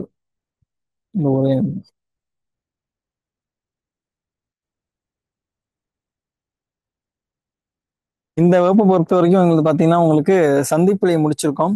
அப்புறம் இந்த வகுப்புல இருந்து உங்களுக்கு சுட்டி எழுத்து, இந்த வகுப்புல வந்து பாத்தீங்கன்னா உங்களுக்கு சுட்டி எழுத்துக்கள், வினா எழுத்துக்கள், ஒருமைப்பன்மை அறிதல், வேர்ச்சொல் அறிதல், வேர்ச்சொல்லிலிருந்து வினைமுற்று, வினையெச்சம், வினையாளனின் பெயர், பெயரெச்சம் வகை அறிதல், அயற்சொல், தமிழ்ச்சொல் மெட்டீரியல் கொடுக்கணும்னு சொல்லிட்டேன். எதிர்ச்சொல், அப்புறம் வினைச்சொல் அப்படிங்கிறது வந்து பாத்தீங்கன்னா நம்ம வேர்ச்சொல் அறிதலுக்குள்ளேயே வினைச்சொல் மற்றும் பெயர்ச்சொல் பத்தியும் நான் உங்களுக்கு சொன்னேன். சரிங்களா? அதுல இருந்தா உங்களுக்கு வினாக்கள் வந்தாங்க. அந்த ஒரு பகுதியில இருந்தா உங்களுக்கு வினைச்சொல் பத்தியும் வரும். ஓகேவா? அதுவும் முடிச்சிருக்கோம். அப்புறம் அந்த எழுத்து பிழை, அந்த ஒரு மற்றும் ஓர் அதெல்லாம் சொன்னேன் இல்லையா, அதெல்லாம் எழுத்து பிழைகளுக்குள்ள வந்துடும். ஒற்றுப்பிழை அறிதல் அப்படிங்கிறது வந்து பாத்தீங்கன்னா நமக்கு சந்திப்பிழை அறிதல் அப்படிங்கிற சாப்டர் பார்த்தோம். அதுவும் ஒற்றுப்பிழை அறிதலுங்கிறதும் ஒண்ணுதான். சரிங்களா? அதாவது இந்த வல்லின மிகுமிடங்கள் மிகாயிடங்கள் பத்தி சொல்வதுதான் இந்த ஒற்றுப்பிழை அறிதல். சரிங்களா? அப்புறம் இரண்டு வினைச்சொற்களின் வேறுபாடு இப்ப நம்ம லாஸ்டா பார்த்தது. ஓகேவா? இதோட வந்து பாத்தீங்கன்னா உங்களுக்கு அழகு 1 இலக்கணம் அப்படிங்கிற சாப்டர் ஃபுல்லா முடிஞ்சுது. எல்லாமே உங்களுக்கு வீடியோஸ் உங்களுக்கு கிடைச்சிடும். இதெல்லாம் பார்த்துக்கோங்க. சரியா? அதே அணியில எதிர்ச்சொல்லை எடுத்து எழுதுதல்னு சொல்லி 2வது அலகுல ஒரு பார்ட்டா இருக்கிறது எதிர்ச்சொல்லை எடுத்து எழுதுதல். நான் உங்களுக்கு இதுல மெட்டீரியல் கொடுத்துட்றேன். அப்புறம் ஓரெழுத்து ஒரு மொழிக்குரிய உரிய பொருளை கண்டறிதல். சரிங்களா? அதையும் வந்து நீங்க தான் படிச்சாகணும், படிச்சு நீங்க தான் மனப்பாடம் பண்ணி ஆகணும். சரிங்களா? அதுக்கும் மெட்டீரியல் கொடுத்துட்றேன். அப்புறம் ஒரு பொருள் தரும் பல சொற்கள், இதுக்கும் எக்ஸ்ட்ரா மெட்டீரியல் சேர்த்து நான் உங்களுக்கு அனுப்பி வைக்கிறேன். பொருந்தா சொல்லை கண்டறிதல், அப்புறம் அகரவரிசைப்படி பொருட்களை சீர் செய்தல், இது நான் உங்களுக்கு நடத்த வேண்டியது இருக்கு. ஒரு பொருள் பன்மொழியும் ஓரெழுத்து ஒரு மொழிக்குரிய, அதாவது ஒரு பொருள் பன்மொழியும் அப்புறம் ஒரு பொருள் தரும் பல சொற்கள் அப்படின்னு சொல்லிட்டு உங்களுக்கு ரெண்டா கொடுத்துருக்காங்க. ரெண்டுமே ஒரே சாப்டர் தான். சரியா? அதுக்கும் உங்களுக்கு மெட்டீரியல் கொடுத்துடலாம். இருபொருள் குறிக்கும் சொல் அப்படின்னாலும் ஒரு பொருள் தரும் பல சொற்கள் அப்படின்னாலும் ஏறத்தாழ ஒண்ணுதான். அதுக்கும் உங்களுக்கு மெட்டீரியல் அனுப்பி வச்சிடலாம். ஓகேவா? ஓகே. சொல்லும் பொருளும் அறிதல், அப்புறம் ஒரு சொல்லிற்கு இணையான வேறு சொல் அறிதல், இது ரெண்டுமே ஒரே இதுலதான் இருக்கு. இதுக்கும் உங்களுக்கு மெட்டீரியல் கொடுத்துட்றேன். ஓகேங்களா? ஏன்னா இந்த சொல்லும் பொருளும் அறிதல் அப்படிங்கிறதெல்லாம் 600க்கு மேற்பட்ட வார்த்தைகள் இருக்கு. அதையெல்லாம் நம்ம வகுப்புல போட்டு நில உண்ணா சந்திரன்பா இதெல்லாம் நம்ம சொல்ல வேண்டிய கட்டாயம் இல்லை. சரிங்களா? இதுல சாப்டரை பொறுத்த வரைக்கும் நம்ம ஏற்கனவே மீண்டும் மீண்டும் சொல்லி கொண்டிருக்க ஒரே இது என்னன்னா, ஒரே பெயர்கள்ல இருக்கக்கூடிய ஒரே எப்படி சொல்றது, ஒரே சாப்டர் தான். ஒரு சில இடங்கள்ல வெவ்வேறு பெயர்கள்ல கொடுத்துருக்காங்க. நல்லா பார்த்தீங்கன்னா, ஒரு சொல்லிற்கு இணையான வேறு சொல் அறிதல் அப்படிங்கிறதும் சொல்லும் பொருளும் அறிதல்ங்கிறதும் ஏறத்தாழ ஒரே இதுதான். சரிங்களா? நல்லா அதை பொருள் புரிஞ்சு படிச்சீங்கன்னா உங்களுக்கே புரியும். பொருத்தமான பொருளை தேர்வு செய்தல் அப்படிங்கிறதும் ஒரே இதுதான். சரிங்களா? அப்புறம் பொருள் தரும் ஓர் எழுத்துன்னு சொல்றாங்க இல்லையா, அதுவும் இந்த ஓரெழுத்து ஒரு மொழிங்கிறதும் ஒண்ணுதான். சரிங்களா? அதை டிஃப்ரெண்டா கொடுத்துருக்காங்களே ஒழிய ரெண்டும் வெவ்வேறு இது கிடையாது. அதுக்கும் முடிச்சிட்டேன். அதே மாதிரி பாருங்க, பல பொருள் தரும் ஒரு சொல், இதுவும் ஒரு பொருள் பன்மொழி அப்படிங்கிறது ஒண்ணுதான். சரிங்களா?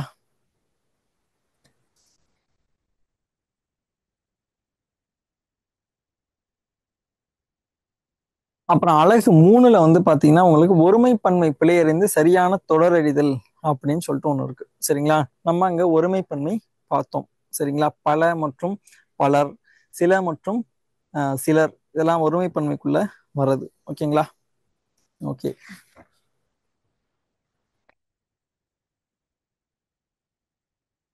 இந்த பல்துறை சார்ந்த கலை சொற்கள் அப்படின்னு சொல்லிட்டு உங்களுக்கு யூனிட் 4ல பல்துறை சார்ந்த கலை சொற்கள், அதாவது அறிவியல், மருத்துவம் அப்படிங்கிறது சொல்லியிருக்காங்க.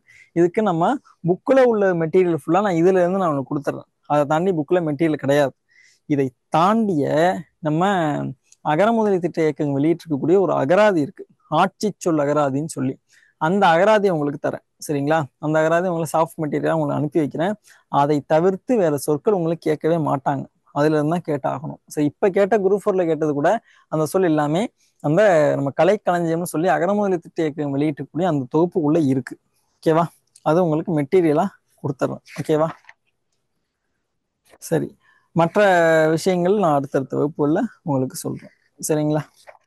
இப்ப ஏறத்தாழ நம்ம என்ன பண்ணிட்டோம் அப்படின்னா, ஒரு 50% ஆஃப் போர்ஷனுக்கு மேல நம்ம கம்ப்ளீட் பண்ணிட்டோம். ஓகே. ஸோ நம்ம போர்ஷன் கம்ப்ளீஷனை பத்தின ஒரு பயமானது உங்களுக்கு தேவையில்லை. நம்ம நடத்த வேண்டிய பகுதிகள் அப்படின்னு சொல்லக்கூடிய அந்த முக்காவாசி இலக்கணங்கள் முடிச்சாச்சு. இன்னும் அந்த யூனிட் 7 பொறுத்த வரைக்கும் எடுத்துக்கிட்டீங்க அப்படின்னா, தமிழர்களின் தமிழ் தொண்டும், நம்ம சிறப்பு தமிழ் புத்தகத்துல அந்த அறநூல்கள் பத்தின தகவல்கள் உங்களுக்கு சொல்லியிருக்கேன். அதை தாண்டிய தகவல்களும் இதுல கொஞ்சம் கொஞ்சம் இருக்கு. அதையும் நம்ம ஓரலா ஒரு வகுப்புல பார்த்து முடிச்சிடலாம். சரிங்களா? வேற எதாவது என்கிட்ட சொல்ல வேண்டியிருந்ததுன்னா கொஞ்சம் சீக்கிரம் சொல்லுங்க.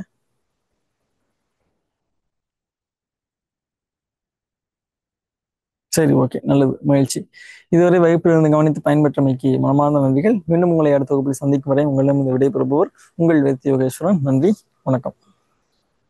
Send a map. You dare to dream, we care to accomplish.